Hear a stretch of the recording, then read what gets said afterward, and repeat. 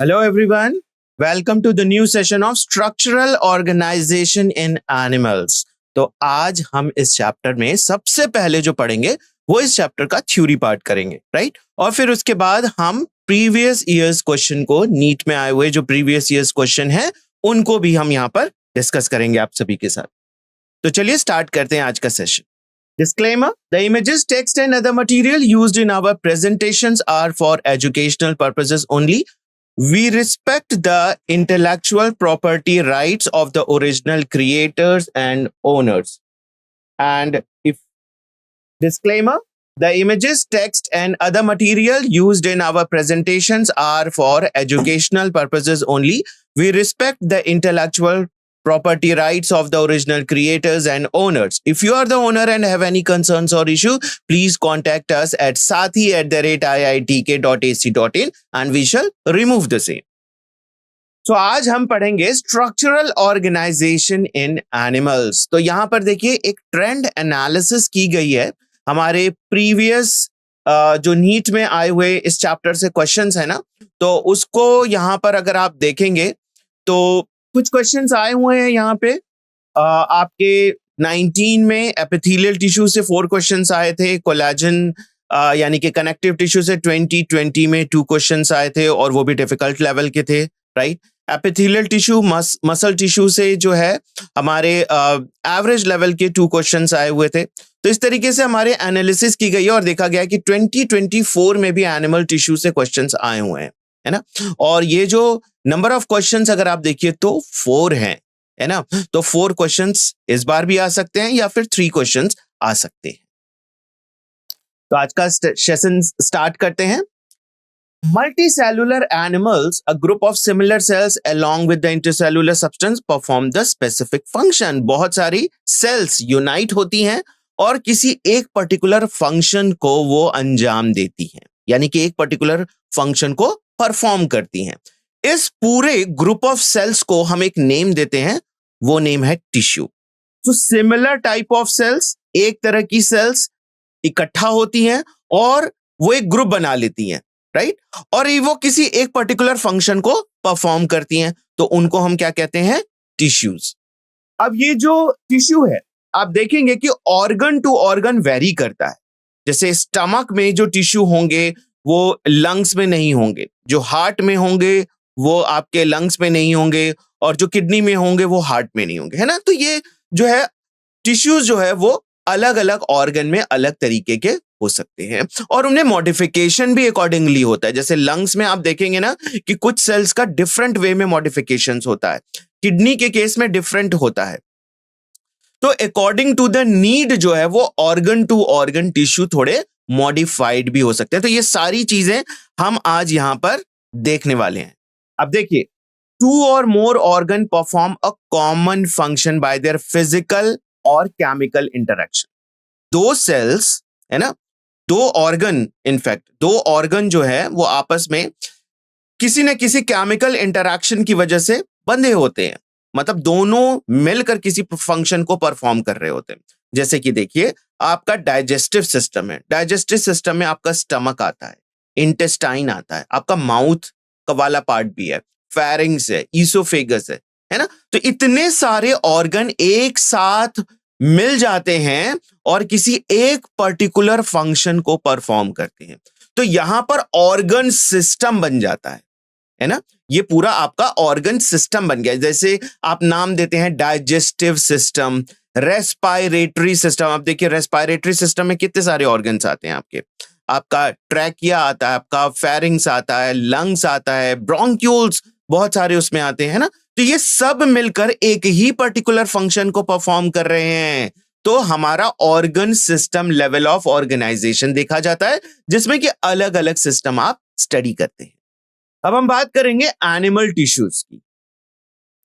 Tissue are different and are broadly classified into 4 types. तो tissue आप समझ लिए कि ग्रुप ऑफ सेल्स किसी एक पर्टिकुलर फंक्शन को परफॉर्म कर रहे हैं, राइट? तो हम उन ग्रुप ऑफ सेल्स को एक पर्टिकुलर नेम देते हैं, दैट इज टिश्यू। अब जब आप टिश्यू पढ़ोगे ना तो आपको अलग अलग तरीके के टिश्यू मिलेंगे। कितने तरह के टिश्यू मिलेंगे? 4 different types of tissues, right? आपके 4 अलग अलग ब्रॉड अगर क्लासिफिकेशन आप टिश्यूज का करेंगे ना तो आपको 4 डिफरेंट टाइप्स ऑफ टिश्यू मिलेंगे। इसमें देखिए सबसे पहला है एपिथेलियल टिश्यू, देन आता है आपका कनेक्टिव टिश्यू, फिर उसके बाद है मस्कुलर, और सबसे लास्ट में आता है न्यूरल टिश्यू। तो ये 4 different types of tissues, broad अगर हम क्लासिफाई करें टिश्यूज को तो ये 4 डिफरेंट टाइप्स में हम इनको देख सकते हैं। अब हम एक एक करके सभी टिश्यूज को डिटेल में यहां पर डिस्कस करने वाले हैं, ठीक है। तो सबसे पहला हमारा टिश्यू है एपिथेलियल टिश्यू। एपिथेलियल टिश्यू को आप सिंपली एपिथेलियम नेम से भी समझते हैं। तो कहीं पे भी अगर आपका टिश्यू लिखा हुआ है एपिथेलियम, इसका मतलब है वो एपिथेलियल टिश्यू के बारे में ही बात कर रहे हैं ना। अब अगर इस टिश्यू के आप स्ट्रक्चर को देखें तो टिश्यू का जो स्ट्रक्चर होता है वो फ्री सरफेस होता है। The tissue is having free surface which faces either a body fluid or the outside environment। या तो वो बाहर का एनवायरमेंट फेस कर रहा है, उसका जो सरफेस है वो बाहर का एनवायरमेंट फेस कर रहा है, या फिर वो बॉडी फ्लूइड को फेस कर रहा है। अब ये बात थोड़ा कॉम्प्लिकेटेड सी लग रही है आपको। तो देखिए आपका जो बॉडी का सरफेस है, बाहर का जो सरफेस है स्किन, वो किससे बनी हुई है? एपिथेलियल टिश्यू से। तो वो आउटसाइड एनवायरमेंट को फेस कर रही है। अब अगर आप बात करें अपने इंटेस्टाइन की, तो इंटेस्टाइन की जो इंटरनल लाइनिंग है, आउटर लाइनिंग है, किससे बनी हुई है? एपिथेलियल टिश्यू की, वो भी एपिथेलियल टिश्यू से बनी हुई है, राइट। वहां पर आप क्या देख रहे हैं? बॉडी फ्लूइड्स देख रहे हैं, है ना। अगर आप बात करें कि कोई भी ट्रैक्ट ले लीजिए आप, इंटेस्टाइन या फिर डाइजेस्टिव ट्रैक्ट पूरा ले लीजिए, एलिमेंट्री कैनाल, उसकी इंटरनल लाइनिंग किससे बनी हुई है? एपिथेलियल टिश्यू की। नेफ्रॉन ले लीजिए, नेफ्रॉन का जो ट्यूबुलर स्ट्रक्चर है किससे बना हुआ है? एपिथेलियल टिश्यू से बना हुआ है। तो एपिथेलियल टिश्यू आपके ऑर्गन का आउटर सरफेस बनाते हैं, और आपके बॉडी का भी, यानी कि आउटर बॉडी जो है स्किन, वो उसका भी जो है वो सरफेस बनाते हैं। तो जब स्किन की बात करेंगे तो आउटर एनवायरनमेंट को वो फेस कर रहा है, जब आप इंटरनल बॉडी ऑर्गन्स को देखेंगे तो वो बॉडी फ्लूइड्स को फेस कर रहा है। The cells are completely packed with the little intercellular matrix। अब सेल टू सेल में जैसे एक एपिथेलियल सेल है, उसके बगल में दूसरी एपिथेलियल सेल है ना, तो आपस में ये दोनों जुड़ी होती हैं और कॉम्पैक्टली जुड़ी होती हैं। इनमें बहुत कम मात्रा में इंटरसेल्युलर मैट्रिक्स सब्सटेंस प्रेजेंट होता है। तो there are 2 types of epithelial tissue, namely अगर देखा जाए तो एपिथेलियल टिश्यू को भी आप 2 कैटेगरी में डिवाइड कर सकते हैं, simple epithelium and compound epithelium. Simple epithelium मतलब कि जो नॉर्मल एपिथेलियल सेल होती है उसकी बात की जा रही है, और कंपाउंड एपिथेलियम यानी कि अब यहां पर एपिथेलियम में जो है वो हमें थोड़ा मॉडिफिकेशन देखने को मिल रहा है। तो ये हमारी सेकंड टाइप जो है वो कंपाउंड वाली है, compound epithelium. Now, simple epithelium is composed of a single layer of cells and function as a lining for the body cavities, ducts and tubes। तो देखिए सिंपल एपिथेलियम आपकी सिंगल लेयर की बनी होती है, और इनका फंक्शंस कहां पर होता है? इनका फंक्शन होता है जैसे बॉडी की कहीं कैविटी बनी हुई है ना, डक्ट्स बने हुए हैं, डक्ट्स मतलब ट्यूब लाइक स्ट्रक्चर, तो उस ट्यूब लाइक स्ट्रक्चर में ये एपिथेलियल टिश्यू प्रेजेंट होगा, सिंगल लेयर, राइट। ट्यूब्स, ठीक है, ट्यूब्स में भी प्रेजेंट होंगे ये। कंपाउंड एपिथेलियम की बात करेंगे तो कंपाउंड एपिथेलियम आपके 2 या 2 से ज्यादा लेयर ऑफ सेल्स अरेंज हो जाते हैं, और ये इनका मुख्य कार्य जो होता है, मेन फंक्शन जो होता है वो प्रोटेक्शन का होता है। तो देखिए आपकी अगर स्किन आप देखें ना तो टफ है थोड़ी, है ना, तो इसका मतलब यह है कि यहां पर एपिथेलियल की कई लेयर प्रेजेंट है, और कई कई जगह आपकी स्किन काफी टफ होती है, जैसे आपके लेग्स के जो एरिया है वहां की, या फिर कोहनी की अगर आप सेल्स देखेंगे तो वहां पर काफी रफनेस होती है। तो वहां पर जो लेयर जो है वो कुछ ज्यादा प्रेजेंट है वहां पर एपिथेलियल टिश्यू की। तो ये प्रोटेक्शन के लिए, जहां पर कंपाउंड एपिथेलियम प्रेजेंट होता है वो बॉडी को प्रोटेक्शन प्रोवाइड करता है। Now, on the basis of structural modification of the cell, simple epithelium is further divided into 3 types।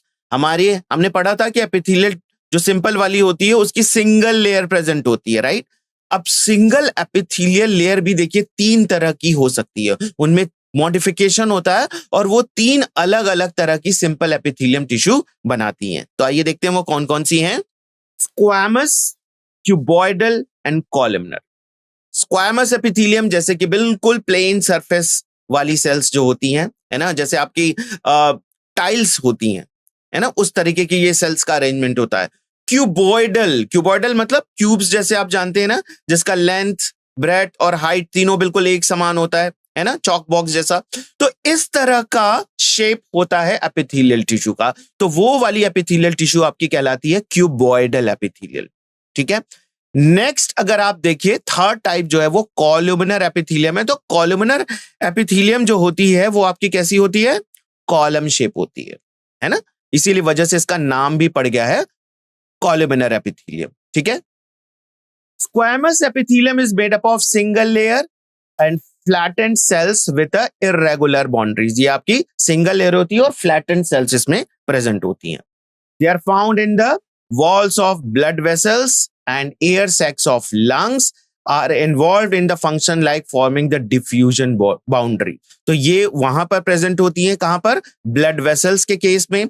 Lungs की जो एल्वियोलाई वाला पार्ट है ना, एयर सैक्स जो बनाते हैं, उनमें ये प्रेजेंट होती हैं और ये डिफ्यूजन प्रोसेस में हेल्प करती हैं, डिफ्यूजन प्रोसेस में, राइट। तो क्योंकि यहां पर देखिए लंग्स के केस में क्या होता है, एयर को जो है वो डिफ्यूज करना होता है, ऑक्सीजन को है ब्लड में डिसॉल्व होना होता है और कार्बन डाइऑक्साइड को ब्लड से एल्वियोलाई में आना होता है।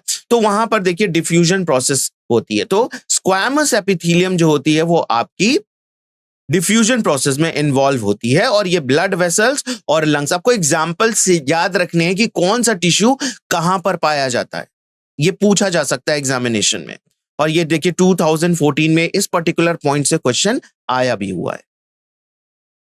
Cuboidal epithelium is composed of a single layer of cube like cell. जैसा मैंने पहले बताया आपको कि यहां पर जो सेल का शेप होता है वो क्यूब लाइक होता है, लेंथ, ब्रेथ, हाइट बिल्कुल एक समान जैसी होती है और वो दिखने में क्यूब जैसा सेल्स आपको दिखाई देता है, जैसा कि आपका चॉक बॉक्स होता है। Now it is commonly found in ducts। अब देखिए ये आपके जो ये क्यूबॉइडल एपिथेलियम कहां पे पाए जाते हैं, ducts of glands and the tubular parts of nephron। Very very important point. ये नेफ्रॉन का जो ट्यूबुलर वाला पार्ट होता है ना, एक पार्ट होता है ग्लोमेरुलस और ग्लोमेरुलस से नीचे tube like structure emerge out होता है, उससे कनेक्ट होता है। तो उस ट्यूब लाइक स्ट्रक्चर की जो वॉल होती है वो आपकी किससे बनी हुई है, क्यूबॉइडल एपिथेलियम। और डिफरेंट जो ग्लैंड्स होते हैं उनमें भी डक्ट्स निकलते हैं जैसा कि लिवर है आपका, लिवर से भी एक ट्यूब लाइक स्ट्रक्चर निकलता है, राइट। और वो गॉल ब्लैडर होता है, फिर गॉल ब्लैडर से अगेन एक डक्ट लाइक स्ट्रक्चर होता है जो कि इंटेस्टाइन में जाके कनेक्ट होता है, उसमें भी जो है वो आपके ये क्यूबॉइडल एपिथेलियम पाए जाते हैं। ठीक है। और इनका मेन फंक्शन क्या है, देखिए secretion and absorption. Squamous epithelium का मेन फंक्शन क्या था, डिफ्यूजन। और यहां पर क्यूबॉइडल एपिथेलियम का मेन फंक्शन क्या है, सिक्रीशन एंड एब्जॉर्प्शन। ये आपको ध्यान रखना है, ये दोनों points. Epithelium of proximal convoluted tubule. अब आपका जो रीनल टिब्यूल वाला पार्ट होता है ना, उसमें एक होता है पीसीटी और एक होता है डीसीटी। पीसीटी का मतलब होता है प्रॉक्सिमल कॉन्वोल्यूटेड टिब्यूल, यानी कि ट्यूब का सबसे पहला वाला पार्ट, है ना। और डिस्टल मतलब कि सबसे एंड वाला पार्ट। तो यहां पर प्रॉक्सिमल कॉन्वोल्यूटेड टिब्यूल की बात की जा रही है। यहां पर जो है ये नेफ्रॉन में प्रेजेंट होता है और ये माइक्रोविलाई इसमें प्रेजेंट होते हैं, यानी कि इसमें थोड़े जैसे ब्रश लाइक बॉर्डर्स जैसे होते हैं ना, उस तरीके से माइक्रोविलाई जो है आप देख सकते हैं उसके आउटर सरफेस में। The columnar epithelium is composed of a single layer of a tall and slender cells। जो हमारे columnar epitheliums होते हैं वो composed of होते हैं single layer of cells के, जो कि tall and slender cells होते हैं। मैं आपसे रिक्वेस्ट करूंगा कि आप अपने माइक को जो ऑफ रखें।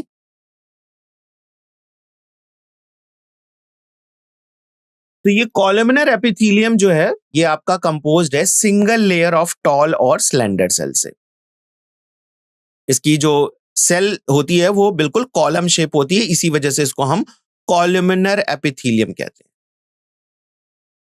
तो आप यहां पे देख सकते हैं स्क्वामस एपिथेलियम, क्यूबॉइडल एपिथेलियम और कॉलमनर एपिथेलियम यहाँ पे। और यहाँ पर आप देख सकते हैं कि ब्रश लाइक बॉर्डर्स इसमें प्रेजेंट होते हैं। ये आपका प्रॉक्सिमल कॉन्वोल्यूटेड ट्यूब्यूल में प्रेजेंट होता है, right.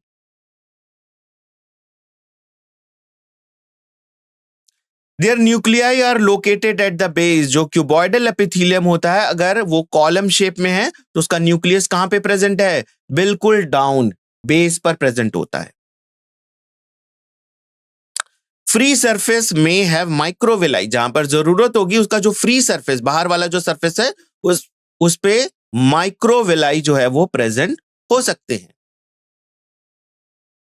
They are found in the lining of stomach, intestine and help in secretion and absorption. ये भी secretion और absorption में help करते हैं।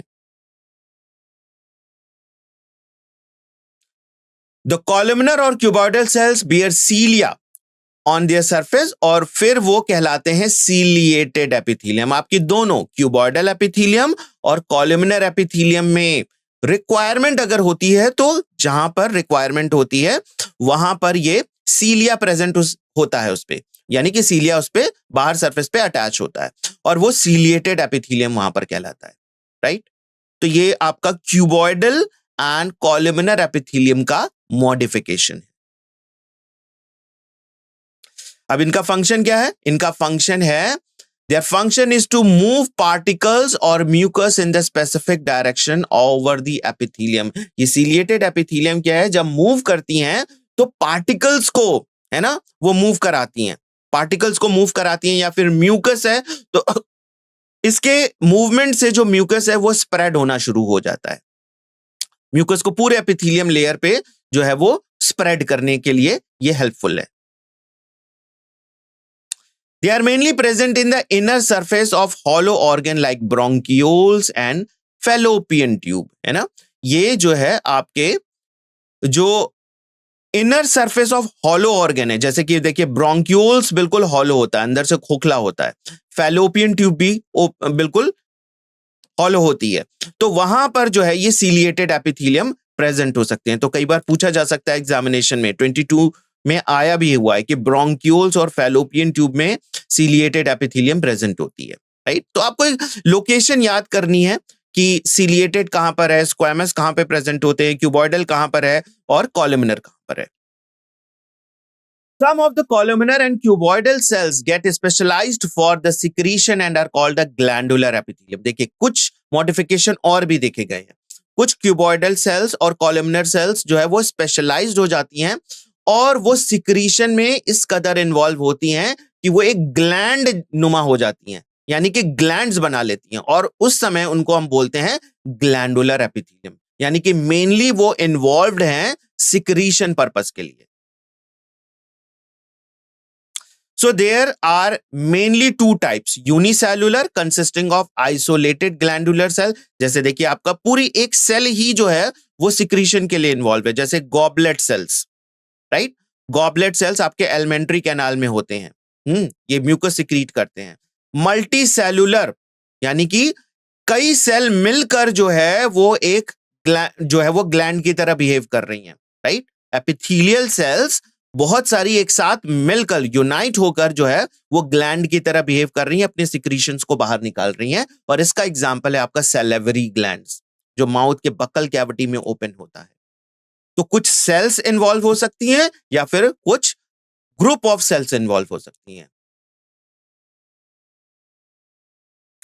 Now, on the basis of the mode of pouring of their secretion, glands are divided into two categories, namely exocrine gland and endocrine gland। दो तरीके की gland हो सकती है कि वो ग्लैंड्स जो है वो सिक्रीशन कहां और कैसे कर रही हैं, exocrine and endocrine.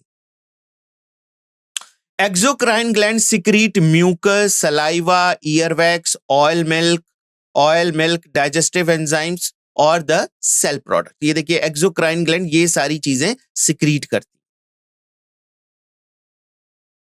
Now these products are released through the ducts or tubes, और ये सभी जो है ना किसी डक्ट्स या फिर ट्यूब से रिलीज की जाती है। तो आप यहां पर देख सकते हैं यूनिसेलुलर, ये पूरी एक सेल जो है वो आपकी सिंगल सेल जो है वो इन्वॉल्व है, और ये आपके गॉबलेट सेल्स है ना। और यहाँ पर मल्टी सेल्स यानी कि बहुत सारी सेल्स एक साथ यूनाइट होकर सिक्रीशन का काम कर रही हैं, और इसका एग्जांपल है सैलिवरी ग्लैंड। ठीक है, और एंडोक्राइन ग्लैंड्स की भी बात की गई है। एक तो हमारा एक्सोक्राइन ग्लैंड है और दूसरा एंडोक्राइन ग्लैंड है। एंडोक्राइन ग्लैंड आपको पता होगा कि ये हार्मोन सिक्रीट करते हैं। In contrast endocrine glands do not have duct, और एंडोक्राइन ग्लैंड के पास कोई भी डक्ट या फिर ट्यूब लाइक स्ट्रक्चर नहीं होता है। ये अपना सिक्रीशन डायरेक्टली जो है वो पोर करते हैं ब्लड में। They directly pour their secretion in the blood. Their products are called hormones and are secreted directly into the fluid bathing the gland, right? तो एंडोक्राइन ग्लैंड क्या सिक्रीट करते हैं? हार्मोन सिक्रीट करते हैं, और ये डायरेक्टली अपने सिक्रीशंस को, फ्लूइड को जो है वो ब्लड में पोर करते हैं, क्योंकि इनके पास कोई ट्यूब लाइक स्ट्रक्चर नहीं होता है। कंपाउंड एपिथेलियम की अब बात करेंगे, तो कंपाउंड एपिथेलियम जो है वो एक से ज्यादा लेयर ऑफ सेल से मिलकर बने होते हैं, मल्टी लेयर्ड होते हैं। ठीक है, और इनका लिमिटेड रोल होता है सिक्रीशन या फिर एब्जॉर्प्शन के लिए, है ना। ये ज्यादातर प्रोटेक्शन के लिए इन्वॉल्व होती हैं कंपाउंड एपिथेलियम। जो मैंने पहले भी बताया था कि कंपाउंड एपिथेलियम में आपको बहुत सारी दो या दो से ज्यादा लेयर ऑफ सेल्स जो है वो मिलती है।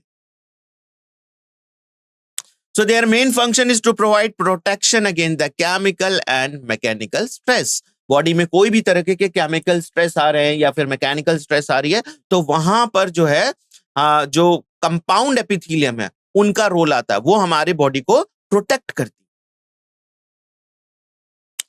So they cover the dry surface of the skin. हमारी स्किन देखिए कंपाउंड एपिथेलियम की बनी हुई है, ये ड्राई सरफेस हमारे स्किन को बनाती है। Moist surface of the buccal cavity, देखिए बक्कल कैविटी भी है आपकी compound epithelium. Pharynx, inner lining of the duct of the salivary glands and pancreatic duct, ये सभी जो है वो कंपाउंड एपिथेलियम के एग्जांपल्स हैं। यहां पर जो है एपिथेलियम आपकी कई लेयर में प्रेजेंट होती है। All cells in epithelium are held together with a little intercellular matrix, और यहां पे भी जो है पूरी मात्रा में इंटरसेल्युलर मैट्रिक्स प्रेजेंट होता है। In nearly all animal tissues, specialized junctions provide both structural and functional links between its individual cells. अब देखिए हम जंक्शंस की बात करेंगे। जंक्शंस क्या होते हैं? एक सेल दूसरे सेल से जुड़ी हुई होती है, बिल्कुल उसकी जो वॉल होती है वो इतनी क्लोज होती है कि उनमें कनेक्शन होता है, और यही कनेक्शन जो है वो आपका जंक्शंस कहलाता है। तो ये कंपाउंड एपिथेलियम का फिगर आप देख सकते हैं, 1 layer, 2 layer, 3 layer and 4 layer of cells, multi layered cells, है ना। आपकी जो सिंपल एपिथेलियम होती है वो सिंगल लेयर की होती है, और कंपाउंड एपिथेलियम मल्टी एपिथेलियम। और अब हम बात करेंगे जंक्शंस की। So, 3 types of cell junctions are found in the epithelium and other tissue.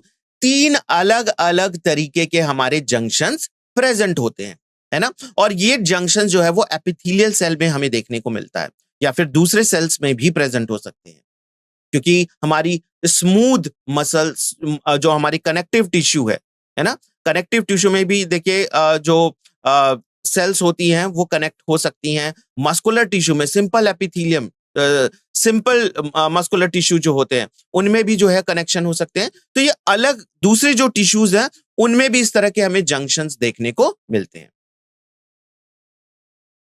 ये देखिए हमारे 3 डिफरेंट टाइप्स ऑफ जंक्शन है, tight junction, adhering junction and gap junction.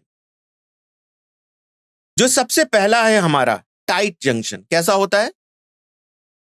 Tight junction helps to stop substances from leaking across a tissue.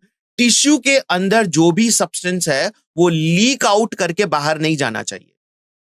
तो ये junction जो है वो substance को बाहर लीक आउट नहीं करने देते हैं, ये इतने टाइटली जो है वो पैक्ड होते हैं, है ना। तो ये टाइट जंक्शन जो है वो टिश्यूज के या सेल के जो सब्सटेंसेस होते हैं उनको बाहर नहीं जाने देता, उनको इंटैक्ट अपने सेल के अंदर ही बनाए रखता है, टाइट जंक्शन। नेक्स्ट है अडहेरिंग जंक्शन। ये आपका क्या काम करता है? सीमेंटिंग का काम करता है ना। सेल्स और दो सेल्स को के बीच में जो है वो सीमेंटेशन का काम करता है, क्योंकि अगर सेल्स आपस में जुड़ी रहेंगी तभी तो वो टिश्यू का निर्माण करेंगी, है ना।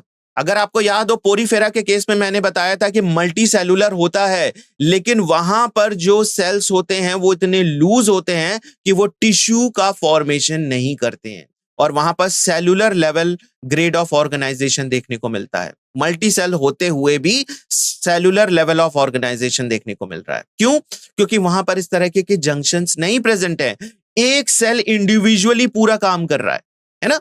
तो यहां पर जो है सेल और सेल दूसरी सेल्स के बीच में जो है वो कनेक्शंस है, जंक्शंस है। और ये देखिए इतना मटेरियल, जो मटेरियल है वो सीमेंटिंग मटेरियल है, और वो दूसरी सेल्स को ज्वाइन करके रखता है ना, लूजली नहीं है। सेल्स यहां पर लूजली पैक्ड नहीं है, टाइटली पैक्ड है। तो यह एडहेरिंग जंक्शन जो है वो उनको आपस में जोड़ने का काम करता है। अब दूसरा है देखिए हमारा गैप जंक्शन, थर्ड टाइप है गैप जंक्शन। ये क्या करता है? ये कम्युनिकेशन का काम करता है। ये जो है आपके ट्रांसफर, अब एक सेल से दूसरे सेल में ऐसा नहीं है कि कोई सब्सटेंस ट्रांसफर नहीं हो सकता, हो सकता है। ये गैप जंक्शन के थ्रू होता है। ये क्या काम करते हैं? Transfer of ions, small molecules. Small molecules में क्या चीजें जा सकती हैं? जैसे आपके calcium ion, potassium ion, amino acid, ये एक सेल से दूसरे सेल्स में ट्रांसफर हो सकते हैं। कुछ हमारे सेकेंडरी मैसेंजर्स भी होते हैं। सेकेंडरी मैसेंजर जैसे साइक्लिक एएमपी, इनोसिटॉल ट्राइफॉस्फेट होते हैं। ये आपके सिग्नलिंग का रोल करते हैं।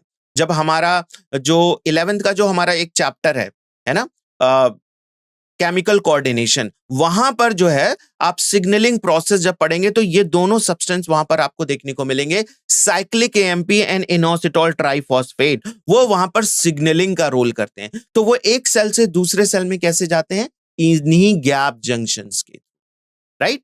तो टाइट जंक्शन ये किसी भी सब्सटेंस को लीक आउट नहीं करने देता। अडहेरिंग जंक्शन ये सभी सेल्स को सीमेंटिंग मटेरियल प्रोवाइड करता है और सेल टू सेल जो है उनको ज्वाइन करके रखता है। गैप जंक्शन कुछ ऐसे कनेक्शंस होते हैं जिसके थ्रू एक सब्सटेंस दूसरे एक सेल से सब्सटेंस दूसरे सेल्स में जा सकते हैं। और वो कौन कौन से सब्सटेंस हैं? Ions, small molecules and sometimes big molecules like cyclic AMP and inositol triphosphate, जो कि आपका सेकेंडरी मैसेंजर के अंदर। अब हम बात करेंगे second type of tissue, that is connective tissue. So ये हमारे कनेक्टिव टिश्यू मोस्ट एबंडेंट है और वाइडली डिस्ट्रीब्यूटेड है हमारे बॉडी में।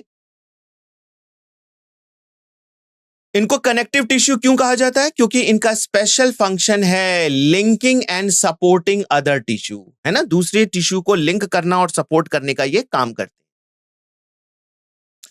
दे range from the soft connective tissue to the specialized type including the cartilage, bones, adipose and blood। ये सभी देखिए आपके जो है एग्जांपल्स हैं कनेक्टिव टिश्यू के।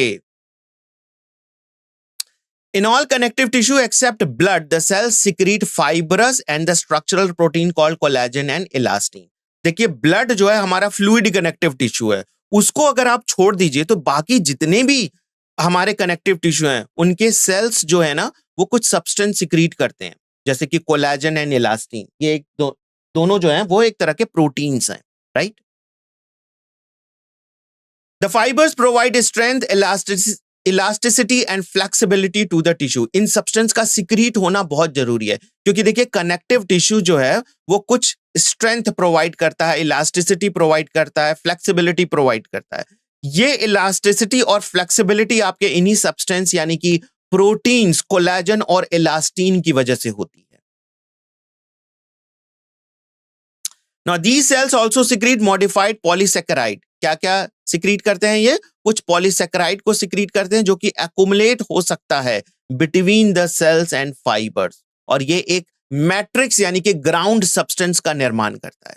तो ये ग्राउंड सब्सटेंस भी बनाते हैं और कुछ ऐसे सेल्स होते हैं इनमें जो कि कुछ प्रोटीन सिक्रीट करते हैं जैसे कि कोलेजन एंड इलास्टिन, और ये फ्लेक्सिबिलिटी और इलास्टिसिटी के लिए जो है वो रेस्पॉन्सिबल होते हैं। कनेक्टिव टिश्यू भी आपके 3 डिफरेंट टाइप्स के हो सकते हैं: loose connective tissue, dense connective tissue and specialised connective tissue. तो सबसे पहले हम बात करेंगे लूज कनेक्टिव टिश्यू की। तो लूज कनेक्टिव टिश्यू है cell and fibers loosely arranged in a semi-fluid ground substance.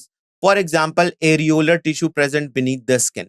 ये हमारी जो स्किन होती है, एपिथेलियल सेल की जो लेयर होती है ना, उसके नीचे ये आपकी टिश्यू प्रेजेंट होती है, लूज कनेक्टिव टाइप, जिसको आप एरियोलर टिश्यू के नाम से भी जानते हैं। ये क्या करती है? ये आपके एपिथेलियम को सपोर्ट करती है, क्योंकि ऊपर एपिथेलियम है ना और नीचे एरियोलर है, तो ऊपर वाली जो एपिथेलियल सेल्स की जो लेयर्स हैं उनको ये सपोर्ट प्रोवाइड करती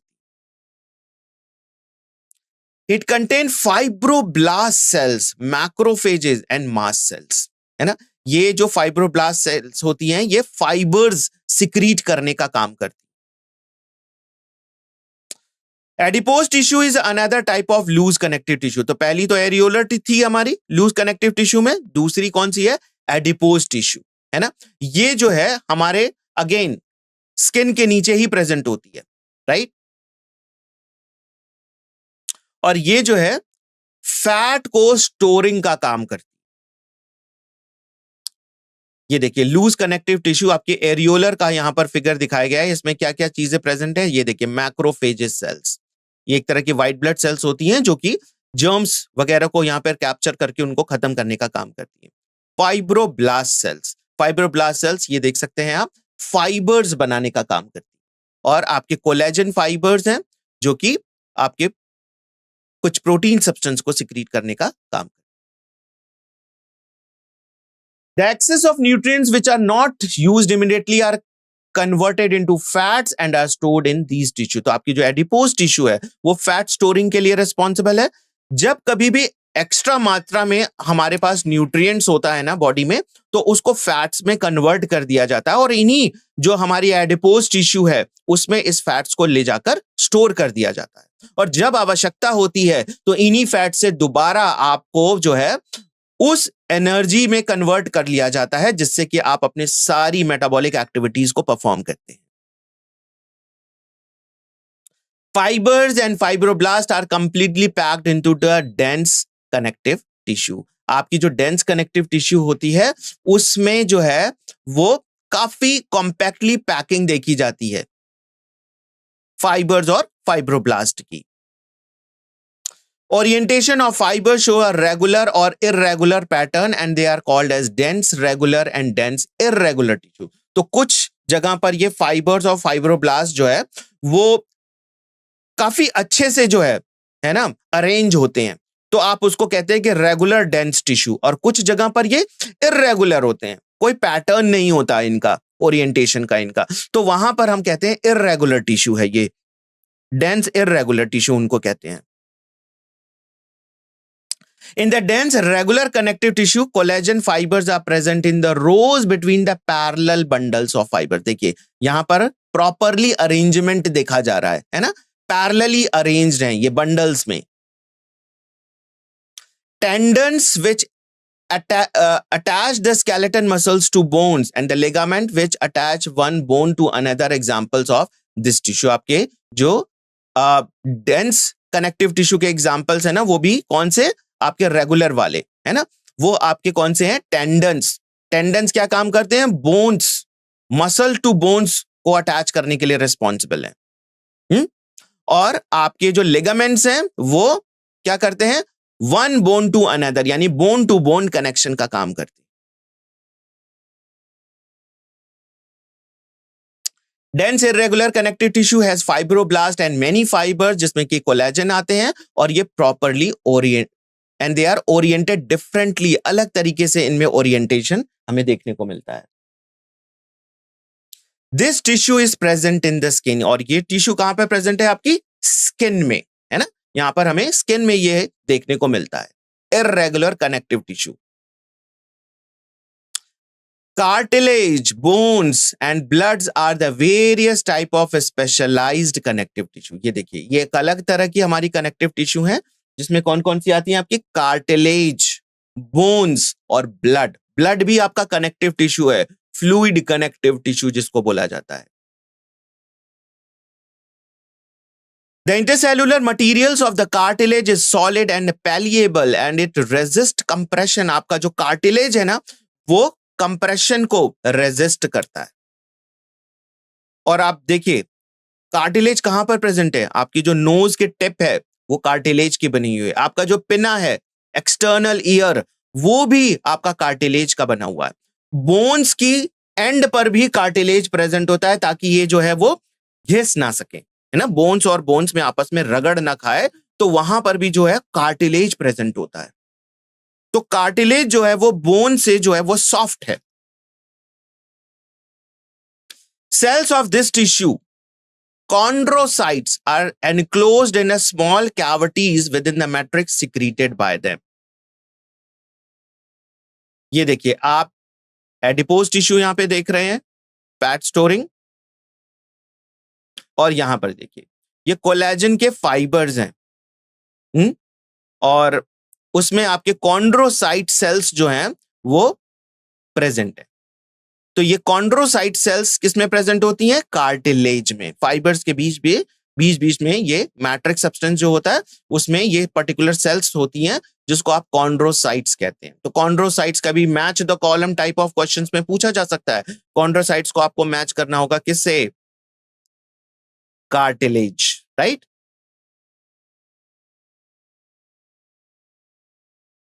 Cartilage is present at the tip of nose, outer ear, joints between the adjacent bones of the vertebral column, limbs and hands in adult. देखिए कहां पर कार्टिलेज प्रेजेंट होता है?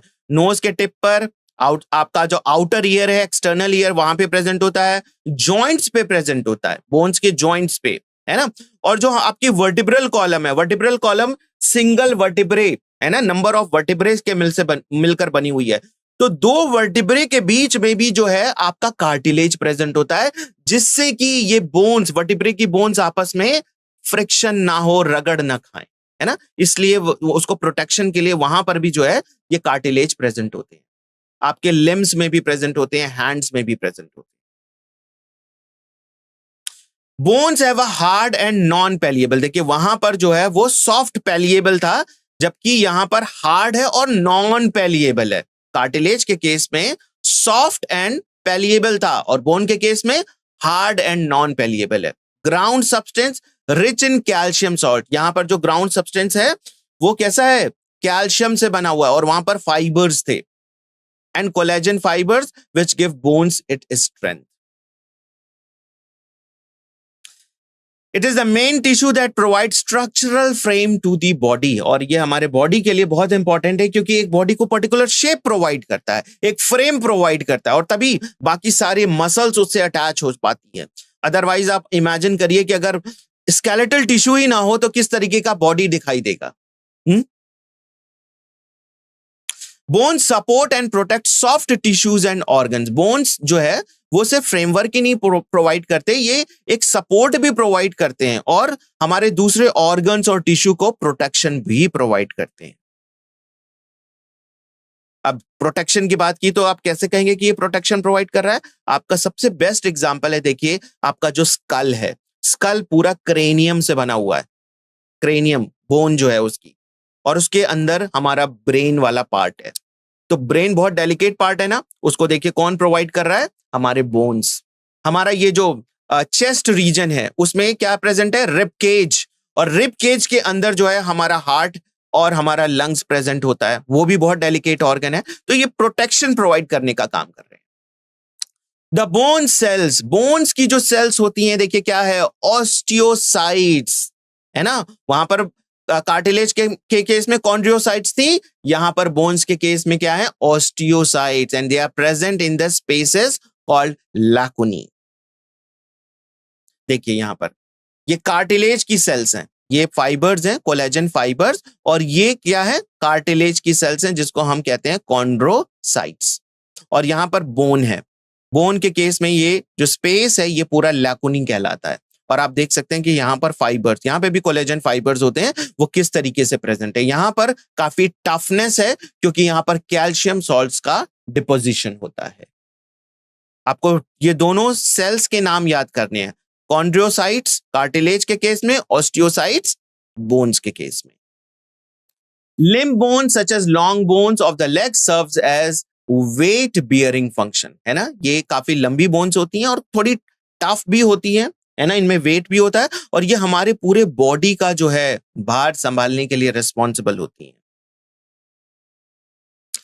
They also interact with the skeletal muscle attached to them to bring about the movement. हमारे legs, हमारे hands में बहुत सारे muscles भी अटैच हैं और ये हमारे limbs में movement provide करते हैं। The bone marrow in some bones is a site of production of blood cells. जो हमारी लंबी बोन्स होती है ना, जैसे लेग्स की बोन्स है, रिब्स हैं, हैंड्स की बोन्स है, इनके अंदर जो है वो क्या प्रेजेंट होता है, बोन मैरो। उसको अस्थि मज्जा भी कहते हैं हिंदी में, बोन मैरो। इसी बोन मैरो के अंदर हमारा बोन्स जो है वो कंटिन्यूअस बनता रहता है।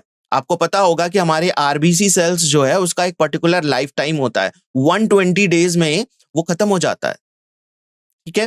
तो उसको रिप्लेसमेंट चाहिए ना, तो कैसे रिप्लेस होगा, नई सेल्स बननी चाहिए। कहां पर बन रही हैं, बोन मैरो में। और ये बोन मैरो कहां पे प्रेजेंट होता है, हमारे बोन्स में।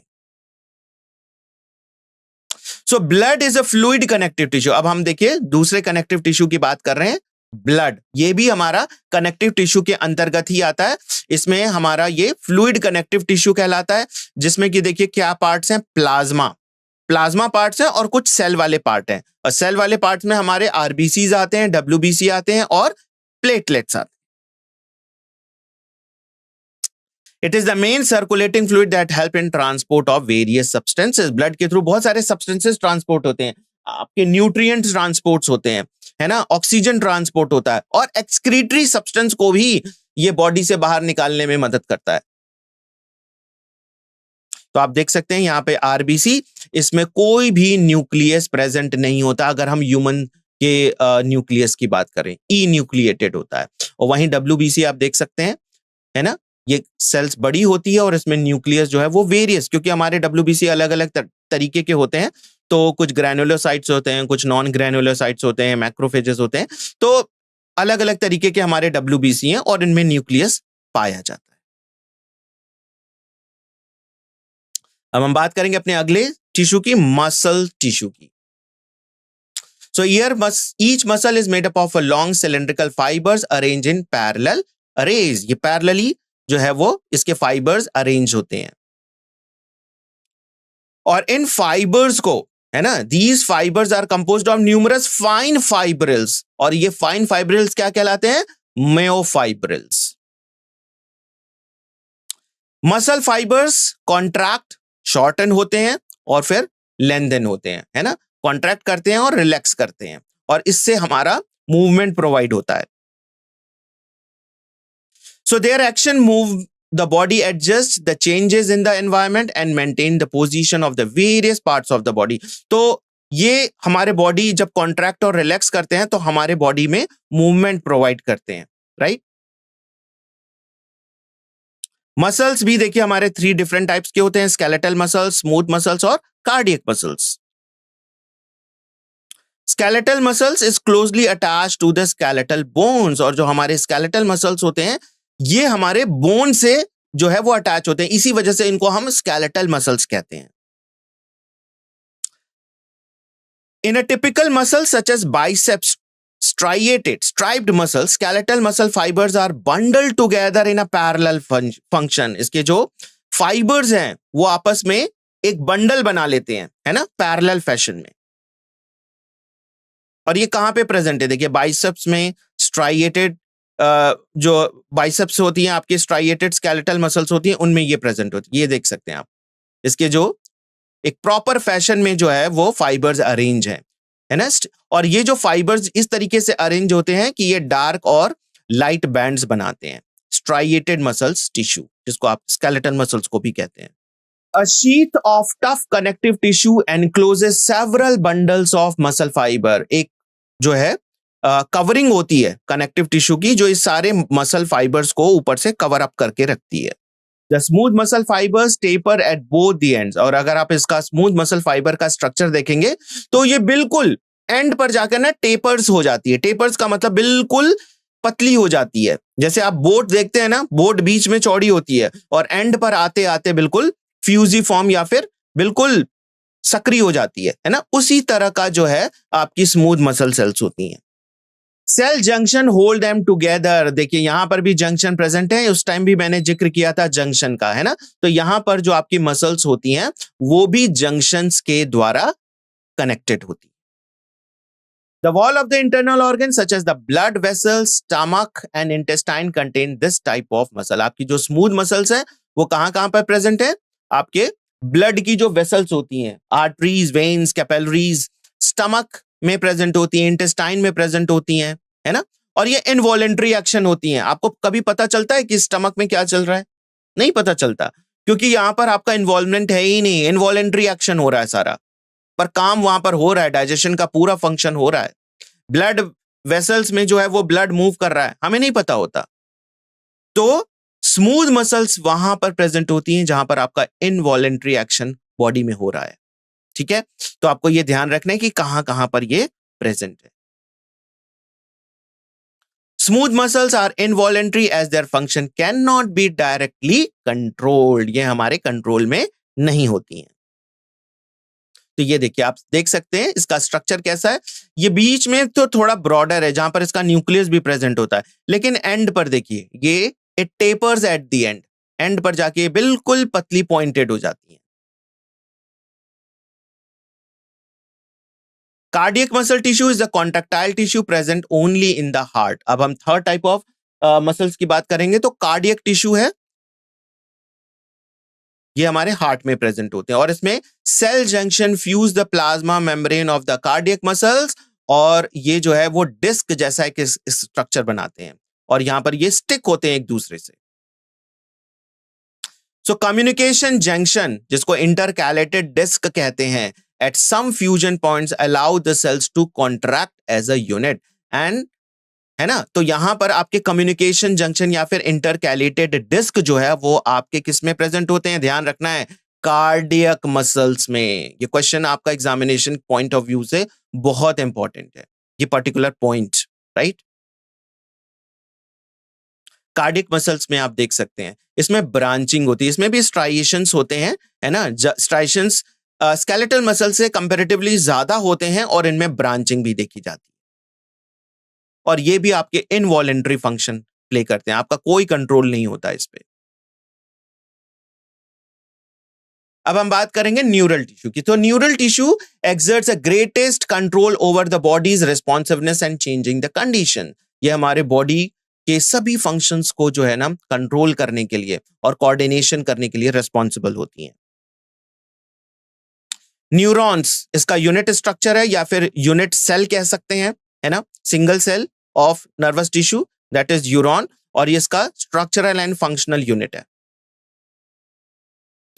Neuroglia cells which continue the rest of the neural system protect the support of neurons. Neuroglia makes up more than 1/2 of the volume of the neural tissue. ये neuroglia sales जो होती हैं वो neural system में support provide करती हैं, और ये देख सकते हैं 1/2 of the volume of neural tissue neuroglia का ही बना होता है। When neuron is suitably stimulated, an electrical disturbance is gathered which swiftly travels along the plasma membrane, है ना। जैसे ही कोई स्टिमुलेशन मिलता है तो इलेक्ट्रिकल सिग्नल जनरेट होता है, और ये electrical signal within a fraction of cells जो है आपके एक न्यूरॉन सेल से दूसरे न्यूरॉन सेल में ट्रांसमिट होता है, और वहां तक पहुंचता है जहां पर इसका कोऑर्डिनेशन होना है ना। Arrival of the disturbance of the neuron endings or the output zone triggers events that may cause stimulation or inhibition and adjacent neuron and other cells. तो इस तरीके से जो है ये स्टिमुलस मिलते ही ट्रिगर जनरेट होता है, और ये एक सेल से दूसरे सेल्स में जो है अपने इलेक्ट्रिकल सिग्नल्स को सेंड करते हैं, वहां तक सेंड करते हैं जहां से इसको रिस्पॉन्स लेना होता है। तो ये आप देख सकते हैं, ये हमारी एक सिंगल नर्व सेल्स को यहाँ पर रिप्रेजेंट किया गया है। आप यहाँ पे देख सकते हैं बहुत सारे न्यूरोग्लिया हैं। Okay, these are the neuroglia. और ये आपका क्या है, एक्सॉन वाला पार्ट। बहुत सारे इसमें डेंड्राइट्स निकले होते हैं, इनमें से कोई एक डेंड्राइट्स काफी लेंदी हो जाता है और वो एक्सॉन बनाता है, राइट। और इसका एक पार्ट होता है जिसमें न्यूक्लियस प्रेजेंट होता है, जिसको साइटोन या फिर सेल बॉडी भी आप कह सकते हैं।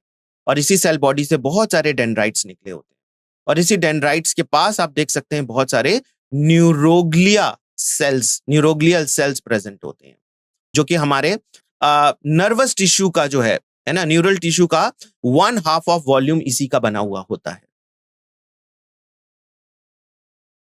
Organ and organ system. अब हम बात करेंगे ऑर्गन और ऑर्गन सिस्टम की। तो the basic tissue organise to form an organ. बहुत सारे टिश्यू मिलकर एक पर्टिकुलर ऑर्गन का निर्माण करते हैं, और बहुत सारे ऑर्गन यूनाइट होकर, एसोसिएट होकर ऑर्गन सिस्टम का निर्माण करते हैं।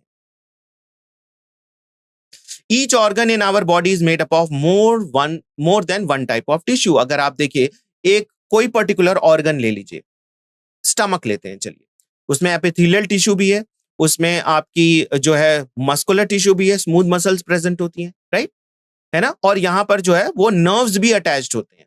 तो अलग अलग टिश्यूज यूनाइट होकर एक पर्टिकुलर ऑर्गन को बना रहे हैं। For example, our heart consist of all 4 types of tissues में एपिथेलियल टिश्यू भी है, आउटर कवरिंग, कनेक्टिव टिश्यू भी है ना, कार्डियक मसल्स, और मस्कुलर टिश्यू भी है, कार्डियक मसल्स जो होता है, और न्यूरल टिश्यू भी है। Morphology refers to the study of external visible features. और मॉर्फोलॉजी हमारी एक ऐसी स्टडी है जिसमें कि हम किसी भी ऑर्गेनिज्म के ना आउटर फीचर्स की स्टडी करते हैं। क्योंकि अभी हमें और आउटर फीचर की स्टडी करनी है, किसकी, फ्रॉग की। सो द वर्ड मॉर्फोलॉजी आप समझ गए। नेक्स्ट है एनाटमी। एनाटमी जो होता है वो बॉडी के इंटरनल ऑर्गन की स्टडी होती है। आप टिश्यू की स्टडी करिए, ऑर्गन की स्टडी करिए, है ना, तो वो एनाटमी होती है। तो चलिए अब स्टार्ट करते हैं हम फ्रॉग के बारे में, है ना। तो फ्रॉग की हमें मॉर्फोलॉजी और एनाटमी स्टडी करनी है। Frogs can live both on land and water. देखिए, ये फ्रेश वाटर में है, फ्रेश वाटर ऑर्गेनिज्म है ना। फ्रेश वाटर क्या होता है आपका, ऐसा वाटर जिसमें सॉल्ट डिसॉल्व नहीं है, वो फ्रेश वाटर है, ठीक है। तो ये आपका लैंड पे भी रहने के लिए अनुकूलित है और वाटर में भी रहने के लिए अनुकूलित है। इस वजह से आप ऐसे ऑर्गेनिजम्स को क्या कहते हैं, एम्फीबिया, है ना। और ये हमारे फाइलम कॉर्डेटा का क्लास है। एनिमल किंगडम स्टडी किया था ना आपने, तो वहां पर कॉर्डेटा फाइलम में एक क्लास है एम्फीबिया। एम्फीबिया में वो ऑर्गेनिज्म रखे जाते हैं जो कि लैंड पे भी रहने के लिए आराम से अनुकूलित हैं, अडेप्टेड है, और वाटर में रहने के लिए भी adapted. The most common species, सबसे कॉमन अगर एग्जांपल आप एम्फीबिया का लेना चाहेंगे तो आप ले सकते हैं फ्रॉग का नाम, है ना। और इंडियन फ्रॉग का अगर साइंटिफिक नेम की अगर हम बात करें तो उसका साइंटिफिक नेम है Rana tigrina. They do not have a constant body temperature. ये इनका कांस्टेंट बॉडी टेम्परेचर नहीं होता है ना। ये बॉडी टेम्परेचर को रेगुलेट नहीं कर सकते, मेंटेन नहीं कर सकते। मैं यहां पर आपको एक बार और बता देता हूं, हमारे कॉर्डेटा में सिर्फ 2 ऐसे फाइलम हैं जिसमें कि ऑर्गेनिज्म अपने बॉडी को कंट्रोल कर सकते हैं, रेगुलेट कर सकते हैं। कौन कौन से क्लास हैं वो, एव्स और मैमेलिया, है ना। तो एव्स और मैमेलिया में ही वो ऑर्गेनिज्म है जो अपने बॉडी को टेम्परेचर को रेगुलेट कर सकते हैं। आपकी फिशेस, आपके एम्फीबियंस, रेप्टाइल्स, ये अपने बॉडी टेम्परेचर को रेगुलेट नहीं कर पाते। और इस तरह से इन एनिमल्स को, हम ऐसे एनिमल्स को क्या कहते हैं, कोल्ड ब्लडेड या फिर पोइकिलोथर्म्स, जो अपने बॉडी टेम्परेचर को रेगुलेट नहीं कर पाते। Frogs change colour when they are in grasses and on dry land.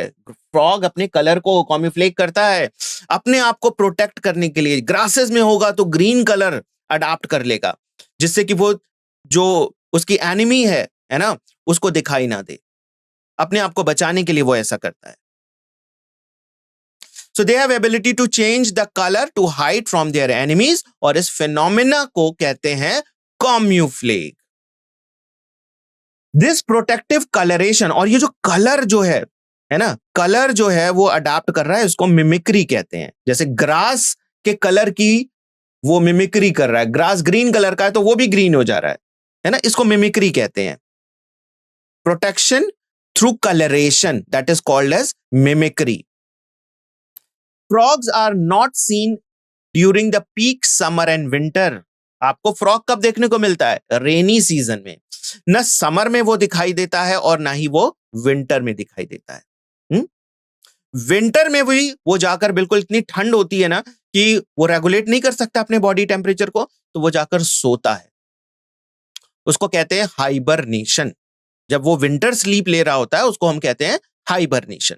Summer में इतनी गर्मी होती है कि, और वाटर अवेलेबिलिटी नहीं होती है, और आपको पता है कि फ्रॉग को वाटर थोड़ा इंपॉर्टेंट है ना, तो वो भी उस समय क्या करता है, जाकर उस समय भी वो गड्ढा खोदता है और उसमें जाकर अपने आप को सो जाता है बिल्कुल, और अपने सरफेस को, अपने जो स्किन है उसको थोड़ा मॉइस्ट रखता है। उस टाइम वो अपने मेटाबॉलिक एक्टिविटीज को बहुत लोअर डाउन कर देता है। जो उसने रेनी सीजन में फूड खा खाकर पूरा फैट स्टोर कर रखा है ना, वो उसी से काम चलाता है। ठीक है, और इस समर स्लीप को एस्टिवेशन कहा जाता है। दोनों का टर्म अलग अलग है ना, winter sleep, summer sleep. Winter sleep is called hibernation and summer sleep is called aestivation. Summer के टाइम में वो अपने स्किन को मॉइस्ट, गीला करके रखता है और उसी से गैसेस एक्सचेंज करता है। उस टाइम वो ब्रीद नहीं कर रहा होता है, लंग्स से वो ब्रीद नहीं करता है, वो स्किन से ही। मेटाबॉलिक एक्टिविटीज बहुत लोअर डाउन कर देता है वो। So during the period they have the shelter in deep burrows, है ना, गड्ढा खोदकर वो burrows बनाता है और हीट एंड कोल्ड से अपने आप को बचाता है। समर स्लीप को एस्टिवेशन कहते हैं और विंटर स्लीप को हाइबरनेशन। अब हम बात करेंगे फ्रॉग के मॉर्फोलॉजी की। The skin is smooth and slippery due to the presence of mucus. इसकी जो स्किन होती है काफी स्लिपरी होती है क्योंकि इस पे म्यूकस की लेयर रहती है। आप फ्रॉग को पकड़िए, बिल्कुल वो बिल्कुल निकल जाएगा आपके हाथों से, है ना। The skin always maintain the moist condition.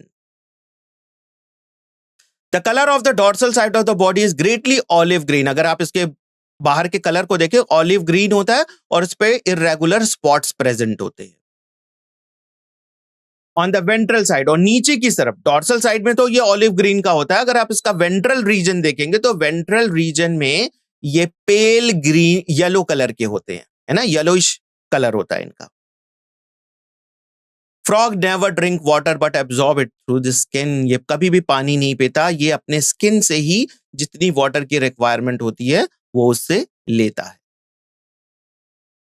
The body of the frog is divisible into the head and trunk. अगर आप इसके फ्रॉग के फिगर को देखें तो इसका बॉडी जो है वो डिविजिबल है टू पार्ट्स में, हेड और ट्रंक।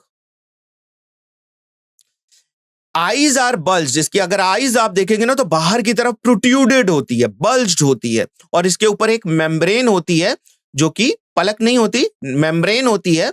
इसको आप निकटाइटेटिंग मेम्ब्रेन कहते हैं। हमारे आईज में भी निकटाइटेटिंग मेम्ब्रेन है, लेकिन वो वेस्टिजियल है, वेस्टिजियल ऑर्गन की तरह प्रेजेंट है ना। लेकिन यहां पर फ्रॉग के केस में ये निकटाइटेटिंग मेम्ब्रेन ही होती है जो कि इसकी आईज को क्लोज और ओपन करने का काम करती है। ये इनके में वेस्टिजियल ऑर्गन नहीं है, निकटाइटेटिंग मेम्ब्रेन। और ये इनको वाटर के जब ये रहते हैं ना तो उसमें प्रोटेक्शन प्रोवाइड करती है। On either side of the eyes membranes tympanum receive the sound signal. देखिए इनमें जो ईयर होती है वो एक पर्टिकुलर मेम्ब्रेन के फॉर्म में होती है, कोई भी एक्सटर्नल ईयर नहीं प्रेजेंट होता। जैसे आपका एक्सटर्नल ईयर पिना प्रेजेंट है ना, वैसे इनमें प्रेजेंट नहीं होता है। तो इसके जो टिम्पैनिक मेम्ब्रेन होती है वही ईयर को रिप्रेजेंट कर रही होती है। The forelimbs and hind limbs help in swimming, walking and leaping and burrowing. इसकी जो फोर और हाइंड लिम्स होती है वो स्विमिंग, वॉकिंग, लीपिंग और बरोइंग के लिए, है ना, बरो बनाने के लिए, जो होल्स बनाने के लिए ग्राउंड में अडेप्टेड होती है। Hind limbs and in a 5 digit. देखिए पीछे वाला जो लेग्स की जो उंगलियां हैं, कितने डिजिट्स है उसमें? 5 digits. And they are larger and muscular than the four limbs and into 4 digit. और इसकी जो 4 लिम्स हैं उसमें सिर्फ 4 डिजिट्स होती हैं। फीट हैव वेब्ड, इसके जो फीट देखेंगे ना तो जो फिंगर्स होती है उनके बीच में क्या प्रेजेंट है, वेब्ड, जैसे आपने डक के केस में भी देखा होगा। तो ये ना जब स्विम कर रहा होता है तो पतवार की तरह वो काम करता है, इसका हाइंड लेग स्विमिंग में हेल्प करता है। So frogs exhibit sexual dimorphism, frogs को आप देखकर बता सकते हैं कि कौन सा मेल है कौन सा फीमेल है। कैसे देख के बताएंगे? Male frogs can be distinguished by the presence of sound producing vocal sex.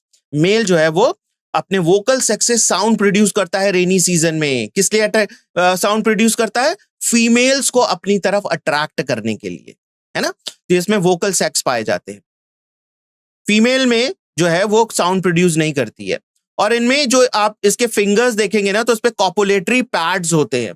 ये जो है फर्टिलाइजेशन के दौरान जो है, मैथुन क्रिया के दौरान जो है फीमेल को होल्ड करने के लिए जो है हेल्पफुल होता है। तो जो मेल जो फ्रॉग साउंड प्रोड्यूस कर रहा है और जिसके फिंगर्स पे आप देख सकते हैं कि कॉपुलेटरी पैड्स है, आप आसानी से देख के बता सकते हैं कि ये फ्रॉग जो है वो मेल है। और ये वोकल सेक्स और कॉपुलेटरी पैड जिनमें नहीं प्रेजेंट होते हैं वो आपके फीमेल फ्रॉग है। तो इसीलिए कहते हैं कि इनमें सेक्सुअल डाइमॉर्फिज्म पाया जाता है। आप देख सकते हैं इसका हेड रीजन है ये, और ये जो है ट्रंक रीजन है। बाकी जो इसका ये ट्रंक रीजन है। इसका जो हाइंड लिम्ब है उसमें ये देख सकते हैं आप वेब्ड पाया जा रहा है। इसमें 4 लिम्ब में 4 डिजिट होती है और हाइंड लिम्ब में 5 डिजिट होती है। ये कुछ इंपॉर्टेंट पॉइंट्स है जो कि आपको ध्यान रखने हैं। अब हम बात करेंगे एनाटॉमी की। तो एनाटॉमी में हम पढ़ेंगे circulatory, digestive, respiratory, nervous, excretory and reproductive systems के बारे में। Digestive system consist of alimentary canal and digestive glands. इसमें एलिमेंट्री कैनाल प्रेजेंट होते हैं और कुछ इससे एसोसिएटेड डाइजेस्टिव ग्लैंड्स अटैच्ड होते हैं। डाइजेस्टिव ग्लैंड्स में जैसे लिवर है, पेनक्रियाज है ना, ये डाइजेस्टिव ग्लैंड्स होते हैं। Alimentary canal is a short because frog is a carnivore and hence the length of intestine is reduced। आपको पता होगा ये पॉइंट, राइट? जो कार्निवोर्स होते हैं उनकी इंटेस्टाइन कंपैरेटिवली शॉर्ट होती है और जो हर्बीवोर्स होते हैं उनकी इंटेस्टाइन कंपैरेटिवली लॉन्ग होती है, लंबी होती है, क्योंकि उसमें सेल्यूलोज का है ना डाइजेशन करना होता है, right? The mouth opens into the buccal cavity. Mouth जब ओपन होता है तो एक कैविटी लाइक स्ट्रक्चर होता है, बक्कल कैविटी होती है और इसमें आपका सैलिवरी ग्लैंड्स ओपन होता है। बक्कल कैविटी के पीछे की तरफ जब आप मूव करेंगे तो फेरिंग्स रीजन आता है ना। और फेरिंग्स रीजन के पीछे जो है एक tube like structure emerge out होती है जिसको आप कहते हैं ईसोफेगस। ईसोफेगस में किसी भी तरह का डाइजेशन नहीं होता है। Liver secrete bile that stored in the gall bladder, है ना। लिवर जो होता है, अभी हम देखेंगे डाइजेस्टिव सिस्टम का फिगर भी, तो वहां पे भी मैं आपको बताऊंगा कि लिवर जो होता है उसी से अटैच्ड एक गॉल ब्लैडर होता है। तो लिवर का सारा सिक्रीशन जो है वो टाइम टू टाइम इस गॉल ब्लैडर में आकर कलेक्ट होता रहता है। पेनक्रियाज, ये हमारा दूसरा डाइजेस्टिव ग्लैंड है। Digestive gland produce pancreatic juice, है ना, और ये बहुत सारे डाइजेस्टिव एंजाइम्स को अपने अंदर रखता है और टाइम टू टाइम ये सिक्रीट करता है इंटेस्टाइन में।